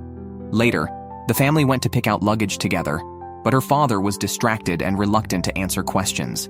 Eventually, Amano's mother noticed and pulled him aside, chastising him for sulking. The couple argued at the door. As Amano was about to go look for someone, she overheard her father opposing her trip to Paris because he feared she might fall for a blonde and decide to stay in Paris permanently, jokingly predicting the future. After all, Amano would be away for 2 years. Hearing her father's concerns, Amano felt a mix of emotions. She was definitely going to study abroad, but she also wanted to consider her father's feelings. Her mother took charge and confiscated the guardianship signature form, declaring that if he wouldn't sign, she would sign herself. After all, they couldn't let her father's reluctance jeopardize Amano's future, could they? When Amano's uncle learned she was about to go to Paris, he brought some pastries to celebrate and also brought a video of Amano when she was young, at a time when her grandmother was still alive and her uncle had not yet gone bald. In the video, Amano was eager to learn how to make pastries with her grandmother, who was holding a notebook. Banira, who was watching the video, noticed that the button on the notebook looked very familiar. At this point, Amano had not yet found the key to the notebook. Seeing that his brother was against Amano going to study in Paris, her uncle tried to convince him to accept it, saying children inevitably grow up. Amano decided to recreate the pastry her grandmother was making in the video and succeeded on her first attempt. She expressed her determination to her father, who, reminded of his mother by the pastry and seeing his daughter's inherited talent, found himself unable to stop her. He then showed her drawings from when she was just born, as her parents had always thought Amano would inherit their talents and become either a musician or a painter. Unexpectedly, Amano had inherited her grandparents' traits. Her father had also longed to go to the art capital of Paris, but never made it due to various reasons. He hoped Amano would live well in Paris, only asking her not to run off with any blondes. Afterwards, Amano happily packed her luggage, and Banira found a glow similar to that of a dessert sprite in the luggage. Digging through, she found a spoon, the very one given to Amano by a sprite in the dessert kingdom, which could open her grandmother's notebook. Later, everyone gathered at the airport, where Amano noticed that only the recipe for the strawberry tart had disappeared. She suspected her grandmother might also have had a dessert sprite. The group of 4 then boarded a plane to Paris amid well wishes, ready to start a new life with desserts. Once in Paris, Amano continued to have nightmares, worried she might have lost her passport at the airport and been left behind. Fortunately, Banira woke her up. The dormitory in Paris was different from the one in Japan. The 4 of them got a small, detached villa with individual rooms. After breakfast, the F3 took Amano out to get familiar with the surroundings. Halfway through, Amano was tempted by a dessert, and Kashino quickly pulled her back. Annoyingly enviable, eating 50 cakes a day without gaining weight. What kind of metabolism is that? Noji also moved to her family's villa in Paris. Currently, students from St. Mary's College branches around the world have all gathered in Paris to prepare for the Perfect Desserts Grand Finals. Amano, following F3, was about to exit the metro when she got pushed by other passengers entering the train, and the doors closed before she could get off. Planning to return on the next train, she accidentally boarded the wrong one and ended up lost in the metro station. There, she met a blue-haired young man named Richard who offered to help her find her way. Contrary to her father's prediction of meeting a blonde, she met someone with blue hair. Richard said he would guide Amano back, but he was on another errand, so he took her to a dessert shop and invited her to share chestnut pancakes. Captivated by the dessert, Amano couldn't leave. After they finished, Richard accompanied her back to the previous station. It turned out that Richard was Italian, studying in France, and had learned Japanese due to his interest in Japan, which enabled them to communicate smoothly. Back at the original location, F3 was waiting for Amano. Kashino, seeing her return after a long while, guessed she probably went to buy desserts. Initially wary of the sudden appearance of Richard, Hanabusa quickly pulled Amano back. Richard, like Hanabusa, had a flamboyant style. Richard found a partner in Amano and left with a farewell kiss, looking dashing. Later, when Amano and the others arrived at the main campus in Paris, they unexpectedly ran into Richard again, and his teammate turned out to be Lemon? Since losing to Amano, Lemon had re-evaluated himself, improved his personality significantly, and successfully participated in the Perfect Desserts competition at the main school, advancing to the World Finals. Amway stepped forward to announce that before the start of the Perfect Desserts competition, students from various branches would attend tonight's dinner, and he released his 2 dessert sprites, both of whom are court pastry chefs. It seems that nearly every contestant at the finals has their own dessert sprite. Amway stated that tonight's dinner will also include a draw for the competition matchups. Additionally, contestants' dessert sprites will collaborate to navigate challenges, but they must do so without using magic. The results produced by the dessert sprites will determine the order of the matchups. The first challenge is a sugar sculpture maze, followed by a cookie mechanism, then jump rope, and other traps. Banira's goal was to catch up with the Hani group, but they encountered a dessert-themed Monopoly game. However, someone in the Hani group used magic unauthorized and accidentally fell into a chocolate river. Ultimately, Banira's group emerged first, and then Amano demonstrated her capacity as a dessert-eating champion by securing first place. The team leader's dessert sprites were then isolated. At this moment, Mia rushed in with her team. As the daughter of a global sugar supplier, Mia used her financial power to secure another branch's competition spot and successfully infiltrated the finals. Amano was called forward for the drawing of lots, and surprisingly, she drew Banira. After all the drawing results were revealed, Amano's first opponent turned out to be Richard and Lemon's team. Neither side showed any intention of yielding. Lemon stated that this time she would compete fairly and squarely. She introduced her teammates to Amano, mentioning that Richard excels at making desserts popular among girls and is known as a great talent within the school.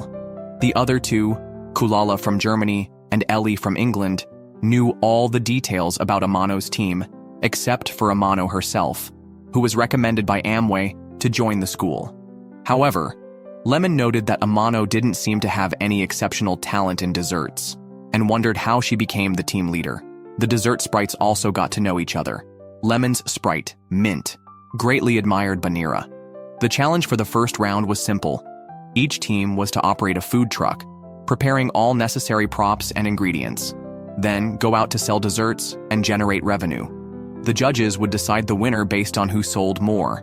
Today, it was Amano's turn to make breakfast. She planned to make French toast, but the oven broke. With no other option, she used an electric griddle instead. Kashino, meanwhile, tried to fix the oven with tools, as it needed to be in working order for the food truck competition in 3 days. Amano tried punching it as a last resort, which surprisingly worked, and the oven started up. However, Hanabusa felt something was off, and sure enough, the oven exploded the next second. Hanabusa suffered a black beard attack, Ando saved the breakfast, and Amano was shielded by Kashino from a fall, causing Amano to bounce back up immediately. Kashino quickly pulled her back, warning her about nearby glass. Everyone blushed. It was quite a moment. However, the explosion drew the landlord's attention. The four quickly apologized, and the landlord told them to come over after breakfast. Meanwhile, Mia, representing another branch, decided to utilize her financial ability in the food truck competition by selling high-quality fruit cup desserts at low prices, leveraging her wealth to influence the market. Amano initially planned to call Amway for help, but found that he was in a meeting. His secretary answered the call. With no other option, Amano and her team went to meet the landlord. To their surprise, the landlord took them to a small shop downstairs. It turned out the landlord and her husband had once run an ice cream shop, but her husband had passed away 3 years ago, and she had not learned to make Italian ice cream. Although her daughter attended St. Mary's College, she chose not to become a pastry chef after graduation and worked at a regular company instead. However, the landlord still admired those who could make desserts and believed that Amano and her team could become excellent pastry chefs. She then brought out a vacuum cleaner from her room to help them clean the kitchen and apologized for not having fixed the oven earlier. On the other side, Richard and his team were discussing what dessert to make. He wanted to create a dessert that was convenient for girls to carry. Kulala did some research and thought donuts would be suitable. They decided on this and assigned Richard the task of buying the ingredients. Early the next morning, Kashino woke up Amano, and they went to the morning market recommended by the landlord to look for ingredients and discuss what to make. Amano had an idea but was worried about executing it well, since they had never made this type of dessert before. To her surprise, F3 was thinking along the same lines, and they decided to try making the Italian ice cream mentioned by the landlord. Unexpectedly, Richard rode by on his bike, planning to take Amano out for fun. When Amano declined, Kashino pushed Richard's hand away. Richard felt they had no right to intervene so broadly as they were not Amano's boyfriends, and proposed a bet. If Amano lost the competition, she would become his girlfriend. Ando was angry, arguing that Amano was there to compete, not to be treated as a prize or a bet. Richard's proposition was extremely rude. Richard claimed that Italians loved to gamble and challenged them to win the competition as knights if they didn't want Amano taken away. Kashino was so angry he almost gritted his teeth to dust. Richard was confident he would win the competition and take Amano with him. Then he rode away. Amano and her group asked the landlord to borrow an Italian ice cream machine. The landlord warned them that Italian ice cream is very difficult to make, requiring an exceptionally smooth and silky texture to be successful. Her daughter knew how challenging it was, which is why she chose not to take over the family business. However, Amano and F3 were very determined. Therefore, the landlord set a condition that they must make Italian ice cream to her satisfaction before she would lend them the machine fully. Still, she gave Amano the keys to the kitchen downstairs. Before starting, they needed to clean the kitchen. Once it was tidy, they began to work. Amano had only made shaved ice before, but luckily, she had learned how to make ice cream in her first year at St. Mary's College. F3 demonstrated first, making 3 different batches of ice cream with pistachios, peaches, and raisins. The landlord came downstairs to watch and taste tested the ice cream, precisely pointing out its flaws. She also told Amano that Italian ice cream tastes better when served in a cone, so she taught Amano how to make handmade cones. F3 was busy improving the texture of the ice cream, but their second attempt was still rejected. They then started working from the raw materials, processing and softening them to enhance the flavor. The ice cream they made next had a much smoother taste and texture, which earned praise from the landlord, making F3 and Amano very happy. However, the landlord remarked that although the ice cream was tasty, it was still not competitive enough for the contest. They needed to create an original flavor that matched their unique style. Ando then brought out salt-pickled sakura from his hometown. After repeated adjustments and processing, Amano was asked to taste it. Amano gave a high rating, and only then did F3 finally breathe a sigh of relief. Soon after, the food truck competition began. Richard approached F3 and declared that he would definitely take Amano away. The trio dismissed his confidence. As they loaded the materials into the food truck, Banira and their team made their entrance, using dessert magic to decorate the food truck and even changed Amano and F3's outfits. Kashino was reluctantly dressed in women's clothing, and after a round of teasing from the Shokora group, he changed back. As the teams began selling their desserts, Amano noticed the outdoor temperature was quite cold, reflecting the unpredictable weather in Paris. This made it difficult to sell ice cream. Other teams' desserts sold quickly, especially Tennoji's, which received high praise. Amano realized that her sakura-flavored ice cream was not attracting customers. She decided to decorate the ice cream to make it visually appealing, successfully drawing in tourists who loved to check in and share their experiences. She also changed the exterior decorations of the truck. As the tourists started to spread the word, it reached noon, the sun rose, and the temperature increased. More and more customers visited, and the ice cream sold exceptionally well. By midday, Amano's and Richard's teams were tied. Kulala thought that as the day progressed, no one would buy ice cream in the evening. However, it turned out that it was very warm inside the nearby art museum, and visitors came out looking to buy ice cream to cool down. The landlord also visited with her daughter, who both immensely enjoyed the sakura-flavored ice cream and couldn't stop praising it. The landlord's arrival also marked the end of the competition. Mia, using her financial power, had her company's employees come to support her team, which contributed to their victory in the first round. Amano's team, aided by the votes of the landlord and her daughter, surpassed Richard's team by just 1 vote. Meanwhile, Tennoji's team dominated their match with a score of 600 to 300. The neighboring French team also reached 600 points. Subsequently, Amano's team, among a few others, advanced to the semifinals. The teams entering the semifinals were assigned to different 3-star dessert shops for a 3-day work-study period. Amano and Kashino were assigned to a small shop that, despite being a 3-star dessert establishment, looked surprisingly modest compared to the luxurious restaurant Hanabusa and Ando were sent to. Amano found that although the shop was simple, the desserts looked very appetizing. However, there seemed to be more bread than cakes. The shop manager, a rather serious man named Rubel, was in charge. Amano, not very fluent in French, struggled to introduce the desserts to customers. Eventually, Rubel had to step in and provide the desserts the customers needed. Amano apologized, and then Rubel sent her and Kashino to help in the storeroom. Kashino expressed that they needed to find a way to earn Rubel's approval, as not being allowed to help in the kitchen would be pointless. After Amano and Kashino finished tidying up the storeroom, Kashino couldn't help but laugh as he watched Amano tilting her head. Suddenly, Amano turned around, causing Kashino to blush and look away. Clearly, his feelings were quite obvious, which was charming. Amano had smelled the scent of tangerines. The small shop had a separate orchard behind it. Amano wouldn't pick the fruit herself, but she couldn't resist going under the tree to smell them. Just then, manager Rubel passed by and saw Amano under the tree, which reminded him of his wife. After a moment of reflection, he decided to let them help in the kitchen. Although they were just washing dishes, Kashino told Amano to take the opportunity to learn by observation, such as from Rubel's preparation of nut tarts. Amano quickly took a bowl used for ingredients to wash it and noticed it was very clean. However, she could identify some of the ingredients just by their smell, which made Rubel take another look at her.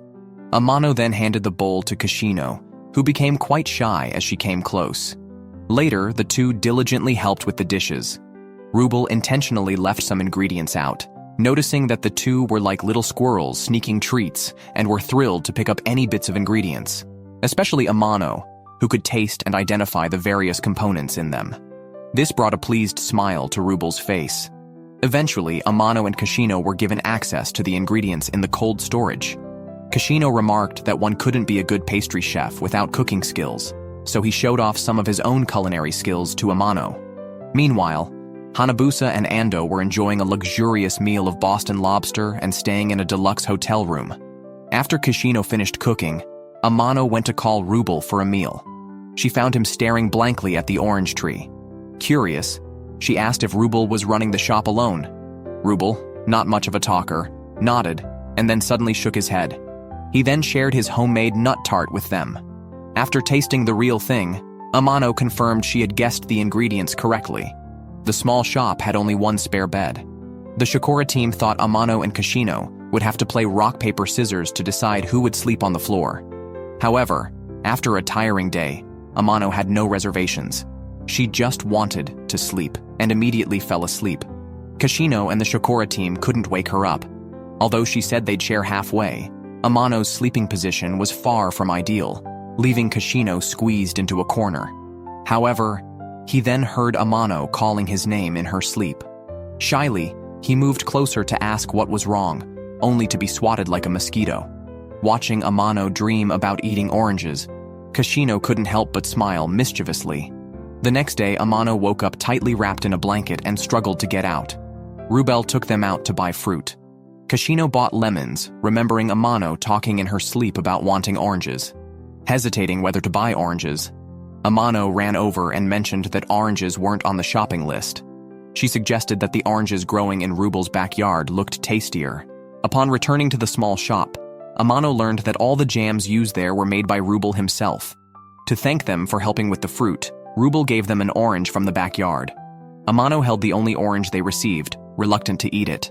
Kashino had no choice but to indulge her. However, he wondered why there were no desserts made with oranges in the shop, given such high-quality fruit. Rubel also took good care of them, proactively teaching them how to make some desserts. The 3 days of self-study quickly ended. Before leaving, Amano, staring at the orange, mentioned that Rubel always looked lonely when he saw the oranges in the backyard. She decided to use the orange to make a dessert as a gesture of gratitude. Together, they made an orange tart.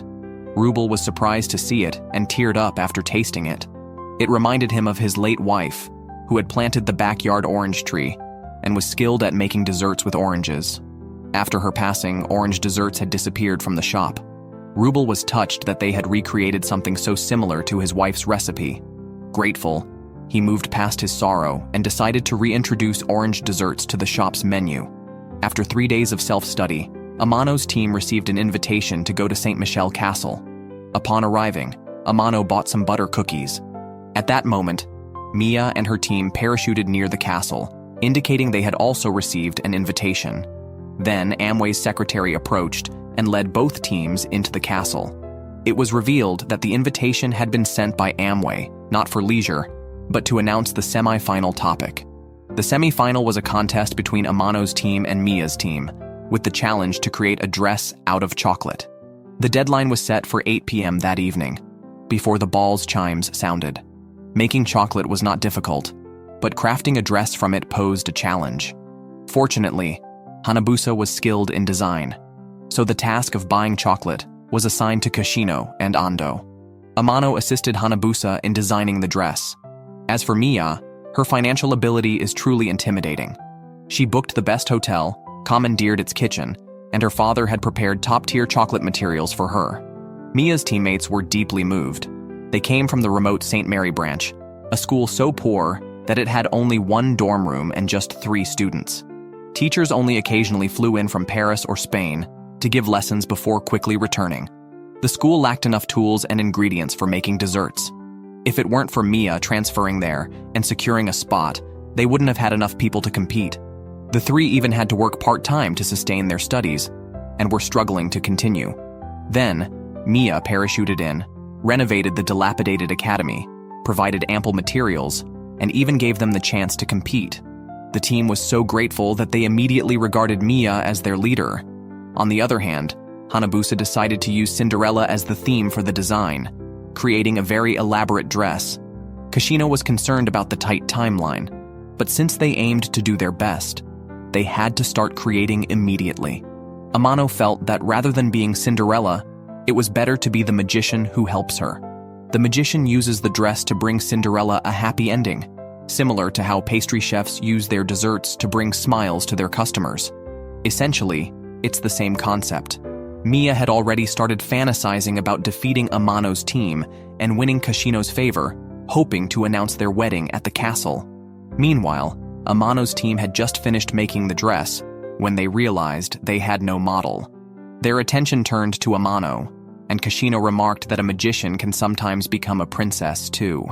Under pressure, Amano donned the dress and hurried to the castle, even losing her shoe along the way, which Kashino picked up. The practicality of wearing a chocolate dress raised questions. How would one eat it, and wouldn't it crack? Fortunately, they made it to the castle just as the last chime sounded. Maya's team was first on stage. Her dress was indeed luxurious, but kept the natural color of chocolate, decorated instead with LED lights, fitting the theme well. Amano's dress, however, was a pink chocolate-adorned gown, with F3 providing support throughout. Amano courageously showcased the full extent of her dress. However, the scores were tied, leading Amway's secretary to announce that the semi-final would go into overtime with another round between the 2 teams. Mia tried to pull Kashino onto the dance floor, but he evaded her and instead ended up by his father's side, who happily danced with his daughter. Meanwhile, Amano was pushed aside by the crowd and found herself next to Amway. Concerned about her dress getting damaged, Amway took Amano to the rooftop and invited her to dance, igniting a spark. F3 followed them up, and Kashino watched the pair from a dark corner, a clear hint of jealousy in his demeanor. Every time, Teacher Amway finds various reasons to pull each team member out and embark on tours across Europe. Amano is quite happy, as she gets to tour Europe without spending a dime. This time, their destination is Neuschwanstein Castle. Upon entering the castle, they once again encounter Mia, who, it turns out, has also been traveling around Europe. Then, Amway steps forward and announces that the previous tiebreaker competition will be held in this castle, and the challenge will be to create mini chocolates. Other students who were previously eliminated have also come to watch. Meanwhile, Kuri has challenged Shakura, knowing that Shakura excels in this particular project. While F3 is still deciding what kind of mini chocolates to make, Amano already has an idea. Mia, on the other hand, is still choosing a dress and has made a call to her father to send over materials, making it easier for her other 3 teammates to work on their mini chocolates. During her travels, Amano sketched everything she experienced, including the moon she saw while dancing with Amway and the stairway hot springs encountered in Italy. Furthermore, upon entering the castle today, she witnessed Mia performing a Swan Lake ballet, which inspired her as well. Hanabusa and the others didn't expect that Amano would still be thinking about desserts even during her travels. Since arriving in Europe, Kashino has become much sweeter, often complimenting Amano like a true pastry chef. Amano, in turn, seemed to have mastered the art of smoothing things over with Kashino, praising him as the prince of chocolate making. Kashino proudly tilted his head back and then pulled out various chocolate materials he had bought during their travels in Europe. The 4 of them kept their focus on dessert making even while traveling. For instance, Hanabusa took photos of flowers across Europe, and Ando made notes on inspirations for ice cream. Shokora came over, determined and declared that they must win this competition. Subsequently, as Amano and her team began their trial run, she accidentally added too much milk. Shakura then explained to Banira about a type of chocolate dessert called ganache, which was invented by an apprentice who accidentally poured all the milk into the chocolate but ended up creating a delicious product. So, mistakes can be stepping stones to progress. Even Shakura admitted that while Amano might not be as skilled in the technical aspects of chocolate making as Kashino, she is very talented creatively. That evening, dressed in a gown, Mia approached Kashino and declared that if she won against him tonight, they would hold a wedding in the castle. Amano tilted her head, puzzled by this news. Kashino quickly retorted, "She's making it up." Soon after, Amway announced the start of the competition. The reason Amway had arranged for the students to tour Europe was to let them travel together, gain various experiences, and see different landscapes for fresh inspiration. Mia's team presented their chocolates first, conveying joy in dessert making. Mia was confident of victory and eyed Kashino intently, who shivered with nervousness. Quickly, Kashino's team presented their chocolates, 4 different types of mini chocolates, each with flavors from various regions, also reflecting Amano's diverse ideas. In the end, Amano's team won decisively. An unsatisfied Mia asked where she fell short. Amway explained that Amano's team used a broader range of materials from around the world, whereas Mia's team, although using the highest quality ingredients from her family's supply, failed to capture the essence of different global landscapes. Therefore, Mia lost because, despite traveling by helicopter, she did not pay attention to the surrounding scenery. This loss was because of being too wealthy. Amano's team smoothly advanced to the finals. Shakura tasted the chocolates made by Mia's team and highly praised them. This encouraged Curie, and both teams recognized each other's strengths. Mia's father was delighted, since it meant his daughter wouldn't have to get married. After leaving Neuschwanstein Castle, Amano and her team started preparing for the finals by heading to the market to buy fruits. Then, everyone returned home to consult their dessert cookbooks. Amano remembered her grandmother's notebook, but the page about the strawberry tart recipe was missing just the title. Kashino also found that a page was missing from his chocolate cookbook. As the book fell to the ground, the dessert spirits noticed a spirit-like presence within it. Thus, Amano decided to go to the dessert kingdom to find her grandmother's dessert spirit and inquire if it knew the strawberry tart recipe. She hoped to make her grandmother's tart for the finals. However, Kashino reminded Amano that finding the recipe was just for reference, as the purpose of the competition was not to replicate someone else's recipe. It would be meaningless without their original creation. Kashino mentioned he was busy with other things and would not help, which left Amano frustrated, declaring she would go alone. Kashino frowned, but the 4 dessert spirits decided to accompany Amano back to the kingdom. While searching for the previously encountered cave, Amano ran into a reformed evil group, still known by their old name. After learning that Amano was a human looking for a human recipe, they informed her that human recipes are typically stored in the Royal Pastry Chef's Museum. The group's leader had once stolen a recipe and seen a locked door there, rumored to contain human dessert recipes. Yumeiro thought they could ask the queen for permission, but the evil group said only the queen had access. So, they sneakily took Amano inside. When the guards heard noise and came running, they only saw Yumeiro and 2 others. Yumeiro, crying, beat up the guards, hoping to make them lose their memory. The evil group sneaked Amano and Banira into the museum. A spoon left by Amano's grandmother's spirit managed to open the sealed door. The 5 of them quietly slipped in, but accidentally triggered an alarm wire upon entering. They were soon caught by the museum's soldiers. Kashino always had a bad feeling about this, and Yumeiro decided to sneak in to rescue them.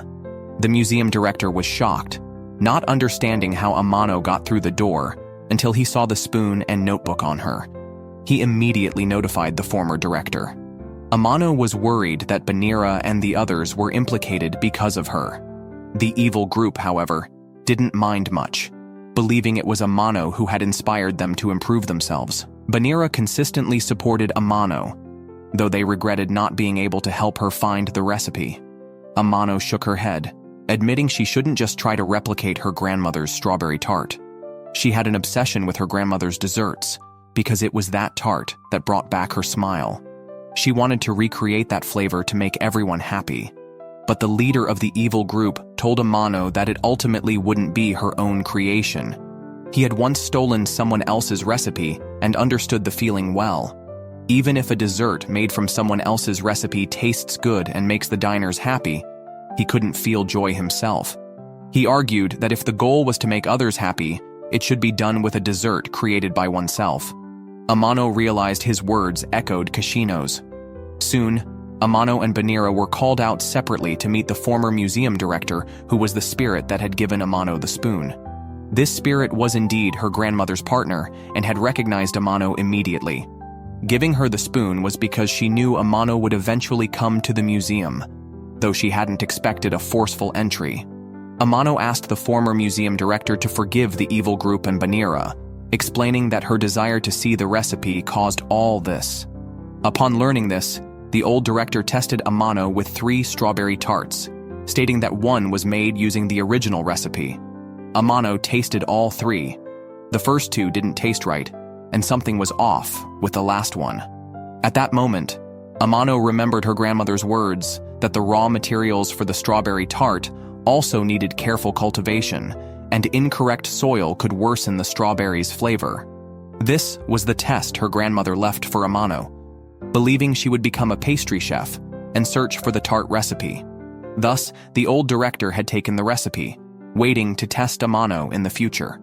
After the test, the director returned the dessert recipe to Amano, telling her whether to look at it was her choice, hoping Amano would make her own decision. The director then released the evil group, promising to keep the day's events confidential. Amano asked for the director's name, hoping to discuss her grandmother with her in the future before returning to the human world. The recipe given to Amano was in the language of spirits. Banira said she could use magic to translate it into human language, leaving the decision to Amano. Recalling what Kashino and the evil group had said, Amano decided not to pursue replicating her grandmother's desserts, but to innovate and transform her own dessert flavors. This decision finally brought a relieved smile to Kashino's face. The Haiten team members went ahead to the competition venue to prepare, while Tennoji stayed behind to rest and planned to go to the venue the next day. However, upon leaving the train station, Tennoji witnessed a heartbreaking scene. Meanwhile, Amano dreamt of her grandmother, who told her that while a recipe could make delicious desserts, making people happy requires something more. But just then, her alarm went off, and Amano didn't hear the most crucial part of the message. The next day, she rushed to make strawberry tarts, perfecting the cream and crust. But they were just delicious, not joy-inducing. Amano thought the issue might be with the strawberry jam, and wanted to use the same strawberries her grandmother had used. However, due to her young age, she couldn't remember which variety they were. Kashino noticed Amano was disheartened, and reminded her that they had come so far, and she shouldn't be too negative. Emotions reflect in desserts, and instead of making tasty ones, they might even make people sad. Amano sighed, and left the cooking classroom to clear her mind. Kashino didn't follow, noting that Amano was much stronger than before. Ando and Hanabusa glanced at him teasingly. At that moment, Mia, carrying a carefully prepared lunchbox, ran to find Kashino, but encountered Amano. As they passed the school's antique clock, they were mysteriously sucked into it and boarded a train to the dessert kingdom. Maya was initially shocked by being shrunk, but then she spotted the leader of the evil group on the train, who looked exactly like Kashino. Mia lunged at him in a frenzy. At the same time, Hanabusa and the others realized that Amano was missing. They were searching for her all over the Paris headquarters. Hanabusa teased Kashino for still not understanding women's hearts, asking why else Amano would hide. Kashino immediately blushed. On the train, Amano met the leader of the evil group, who told her she was still too weak. Amano thought about experimenting with some high-quality strawberries and suddenly remembered that Mia's family had a full supply of materials. She asked Mia for help. Considering that Amano's competitor was Tennoji, Mia thought helping might earn her praise from Kashino, so she eagerly agreed to help. However, at that moment, Banira mentioned that the Dessert Kingdom and St. Mary's College were connected, meaning the train could go to the Japanese branch. They decided to return to Japan first to see what was happening.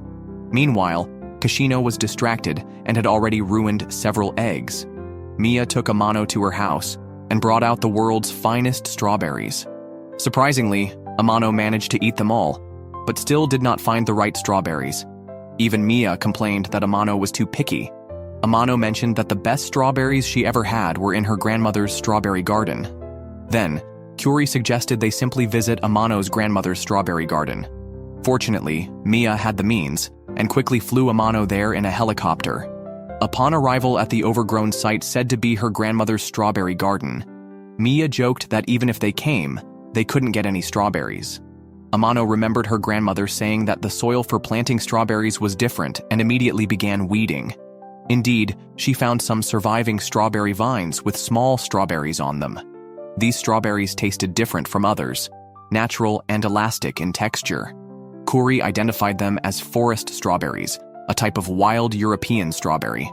Amano recalled seeing similar small strawberries at the market, but they were larger than those in front of her. Obviously, foreign soil could not be imported. Curie tested the soil and declared it was from the Desert Kingdom. It seemed Amano's grandmother had made extensive preparations to cultivate these strawberries. Afterwards, Mia took Amano back to the academy. Kashino waited until evening, and finally relaxed when he saw Amano appear. However, he was startled when Mia appeared behind her. Mia quickly brought out a prepared lunchbox, but just then, Kashino received a call from Amway. The exceptionally talented Tennoji had surprisingly lost in the semifinals. The French team, which scored over 600 points in the first round of the preliminaries, competed against Tennoji's team. Kashino had always wanted to challenge Tennoji, especially after losing to them in a previous competition. He planned to seek revenge in this tournament, but was surprised when Tennoji lost. But Mia brought news first. She had two butlers film the entire match between Tennoji and the French team. The team captain of the French team, a blonde girl named Fran, led a group of stunning French beauties. Tennoji lost because he was distracted during the competition, which made his skills appear rusty and his actions hasty. Amano noticed that Tennoji looked very upset. The challenge involved crafting dresses from chocolate, specifically wedding gowns. The French team even created a veil, displaying exceptional craftsmanship, unlike Amano's team. Tragically, the Japanese-style wedding dress made by Tennoji's team burst at the seams as soon as it was presented, deeply affecting Tennoji, who always strove for perfection. Nobody expected things to turn out this way, and Haitan watched Tennoji with sympathy. To make matters worse, after the competition, Amway danced with the French captain Fran and kissed her cheek in front of Tennoji. Many knew of Tennoji's feelings for Amway. Witnessing this, Tennoji couldn't bear it, shed tears, and left the scene. Amano, watching through the screen, was deeply moved and decided to go see Tennoji, who was still at the Saint Michel Castle. Seeing Amano's concern, Mia decided to take her there in a helicopter, while the F3 stayed in the dormitory to gather information on the French team. Haitan informed the two that Tennoji had stayed in her room since losing the match. Amano requested to meet with Tennoji. At that moment, Mia stepped forward and said that as a representative of the Japanese team, Tennoji should share what to be cautious about in competitions. Otherwise, she would return to Japan and scold Tennoji. Surprisingly, this persuaded Tennoji, who agreed to let Amano and Mia enter. Meanwhile, the F3 contacted Lemon at the Paris main school to gather information. Lemon revealed that the 4 members of the Paris team were personally selected and trained by Amway across various European branches, making them exceptionally strong. The 4 individuals were as talented as Tennoji, with the team captain Fran being hailed as a genius second only to Amway.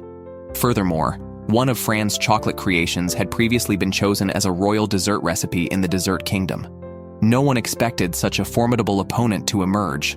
However, the F3 did not plan to give up. On the other hand, Tennoji told Amano and Mia that it was all her fault. The day before the exam, after seeing Haitan and the others off at the train station, she discovered Amway and Fran on a date. Fran even knew all of Amway's plans, and Amway called her his greatest masterpiece. The two embraced tightly in front of Tennoji, looking like a perfect couple. Tennoji couldn't handle the shock, as her long-standing crush and mentor was praising another competitor as his highest achievement.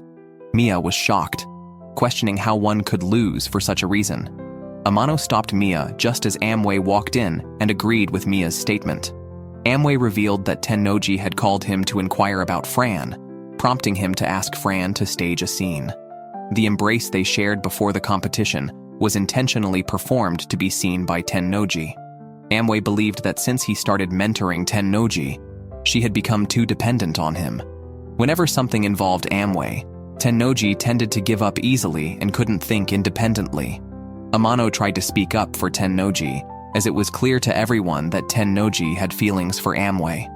However, Amway argued that pastry chefs do not need romance. If one is not fully dedicated to creating desserts, they cannot produce good desserts. Mia disagreed with this statement. She was completely devoted to Kashino, and her improvements were always because of him. She did not believe that it was wrong for dessert makers to yearn for love. Amano also felt that Amway was being too harsh. If Amway truly had feelings for Fran, they wouldn't criticize. After all, Tennoji and Amway were not in a relationship. Who Amway likes is his personal choice. However, knowing Tennoji had feelings for him, he contacted her rival to deliberately stage a scene to provoke her, claiming it was to help Tennoji cut emotional ties. To Amano, this seemed like playing with someone's emotions. Making desserts should be about bringing joy to others, and the process should be enjoyable. Amway argued that they couldn't become pastry chefs this way. Amano countered, saying she didn't make desserts just to beat competitors. She wanted to make people smile like her grandmother did. Amway retorted that Amano couldn't win against Fran by following her grandmother's footsteps and could never surpass her grandmother. At this point, Mia intervened, asserting that Amano could surpass her grandmother because she had already resolved to create a superior, uniquely hers, strawberry tart. Encouraged by Mia's words, Amano perked up. Amano shared the incident with F3, who had just completed a chocolate cake based on Fran's research. Upon tasting it, they recognized Fran's rightful pride. Facing such a formidable opponent was daunting. However, Kashino reassured them that it didn't matter how strong the opponent was. They had never considered giving up. On the day of the competition, Amano's family unexpectedly arrived in France. Rumi and others were watching the broadcast, and upon arriving at the scene, they saw an advertisement featuring Mia and Kashino on a beach date. Upon inquiry, they learned that Kashino agreed to shoot the ad as a way to thank Mia for helping Amano find strawberries in Japan. However, the scene wasn't actually filmed. It was a video composed using CG. Meanwhile, Mia also served as the host for the finals broadcast. This final competition was held at the famous Palace of Versailles in France. The judges and other officials soon appeared on stage. Amway announced the competition's themes, which were divided into two parts. One to create a decorated cake using chocolate, and another to prepare a platter dessert combining hot and cold elements. Truly a masterclass in dessert making. They were given only 3 hours, so each team had to choose their specialty. Kashino and Ando took on the chocolate cake, while Amano and Hanabusa handled the platter dessert. Amano was initially distracted by the smooth execution of the French team, but Hanabusa quickly brought her back to focus. She wanted to create a platter cake, symbolizing a family in a garden, which was timely as Amano's family had also arrived. Inspired by this, Hanabusa came up with a great idea. Amano glanced at the sketch and decisively chose to go with it. Next door, the French team used Paris's most popular sugar sculpting techniques and added black pepper to the chocolate, achieving a very smooth decoration. Soon, it was Amano's team's turn. They made cupcake desserts. As the time for final touches approached, Amano and Hanabusa coordinated swiftly to finish the last decorations. Fran immediately served the chocolate dessert, which featured a unique taste of black pepper, and received much praise. However, Amano noticed that the principal of the Paris homeschool seemed not to favor the taste of black pepper. When it was Kashino and Ando's turn to present their dessert, the principal of the Italian branch frowned briefly. Amano quickly took note and observed his expressions closely, soon seeing him smile again. It appeared that the bitterness of matcha combined with the sweetness of chocolate had invigorated him. Fran's team scored 491 points, while Kashino and Ando were close behind with 490, just a 1-point difference. The focus now shifted to the platter cakes. Fran's team presented a sugar-sculpted cake. The small cakes were topped with spherical sugar sculptures. When broken, lemon sauce flowed out, perfectly complementing the cake's texture. One judge was briefly taken aback by the tartness of the lemon sauce, but was soon captivated by the overall flavor. Amano captured every expression. Soon, it was Amano and Hanabusa's turn with their cupcakes. They combined rose and strawberry in the sauce within the cupcakes. A slight press released the sweet sauce from the cake base. The rose sugar sculptures on the plating looked lifelike. The combination of light milk ice cream and the slightly warm sauce on the cupcakes was irresistible, evoking the image of a family gathering in a garden. The scores for the platter cakes were quickly announced. Fran's team received a total score of 485, while Amano's team scored 486. Although only 1 point higher, it compensated for the previous round's deficit, bringing both teams to a tie. Consequently, the judges unanimously decided to hold a tiebreaker, which would be an individual contest, not a team one. In a previous individual contest against Lemon, Amano lost badly due to a mistake with kiwi fruit, which disheartened her. However, Kashino encouraged her, reminding her of her significant improvement.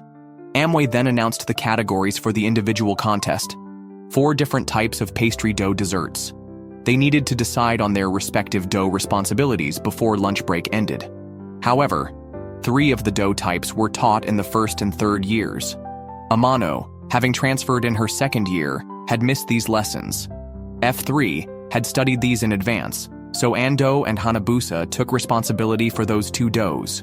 Amano didn't know how to make almond cream, so the cream dough was assigned to Kashino. Shakura didn't hold much hope for Amano, stating she lacked the confidence to win. Banira was upset by this, asserting that Amano could still improve. The overtime competition began in the afternoon. Ando was assigned croissant dough and decided to fill his croissants with red bean paste.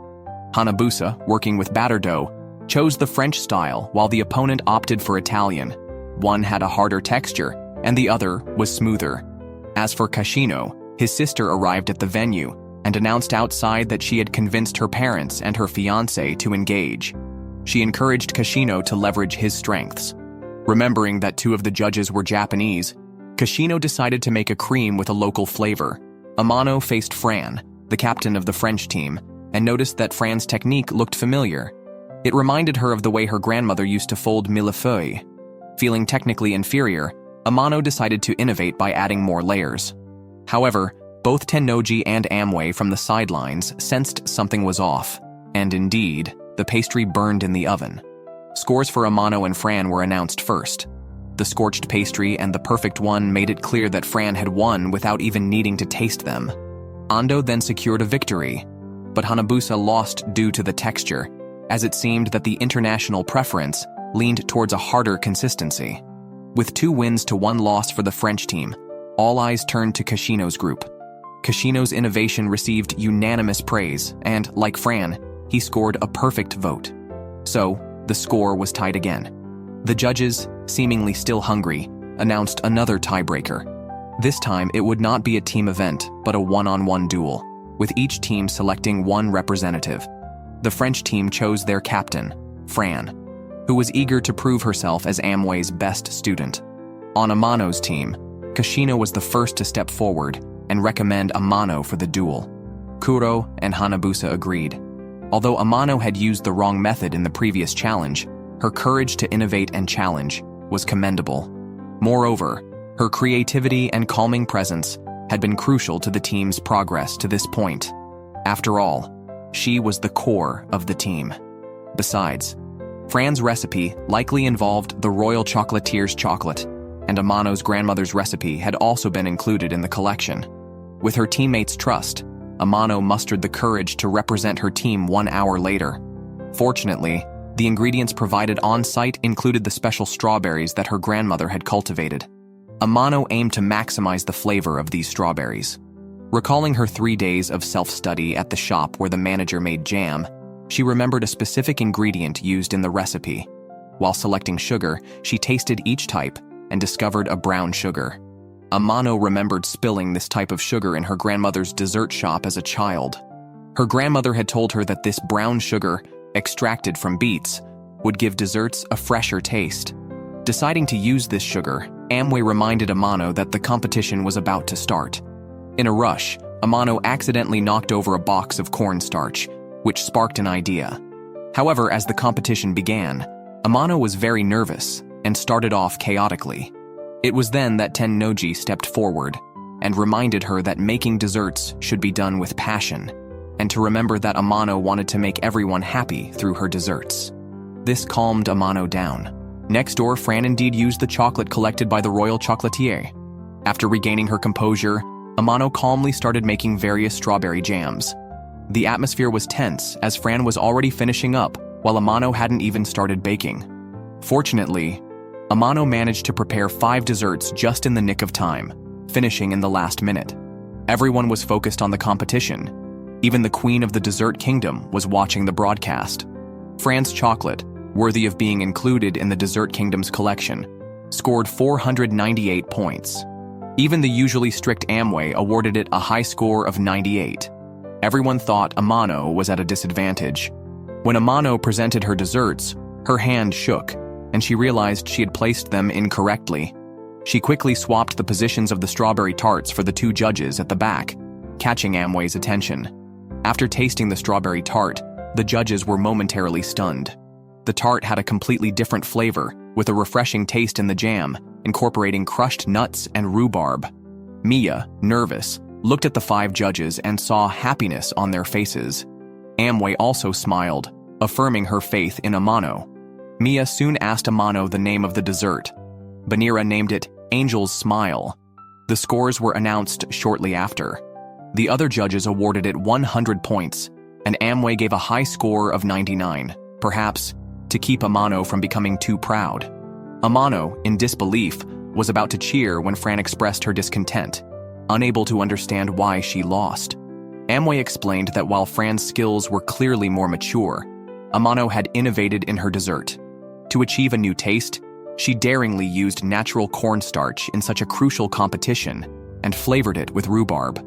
Furthermore, she meticulously adjusted the sweetness to suit each judge's preference, which explained why she had cooked so many batches of jam. Amway pointed out that Fran's recipe had been included in the Dessert Kingdom's collection because she was content with the status quo and did not innovate or modify it. Fran was too proud of her skills, which is why Amano's team became the champions of the competition. Everyone cheered together and joyfully lifted Amano into the air. As Amano and her team were about to return home, Amway's secretary told her that Amway had intentionally provoked Tennoji and Amano that day to inspire them to break free from constraints. Amway felt that the dessert world was lacking in innovation and needed to nurture more creative pastry chefs. He also showed a photo of his grandfather with Amano's grandmother, noting that his grandfather had seen potential in her just as Amway now had high hopes for Amano. Wait a second, why are Amano and Kashino holding hands? When did you two start dating? Why did you keep this from us, the audience?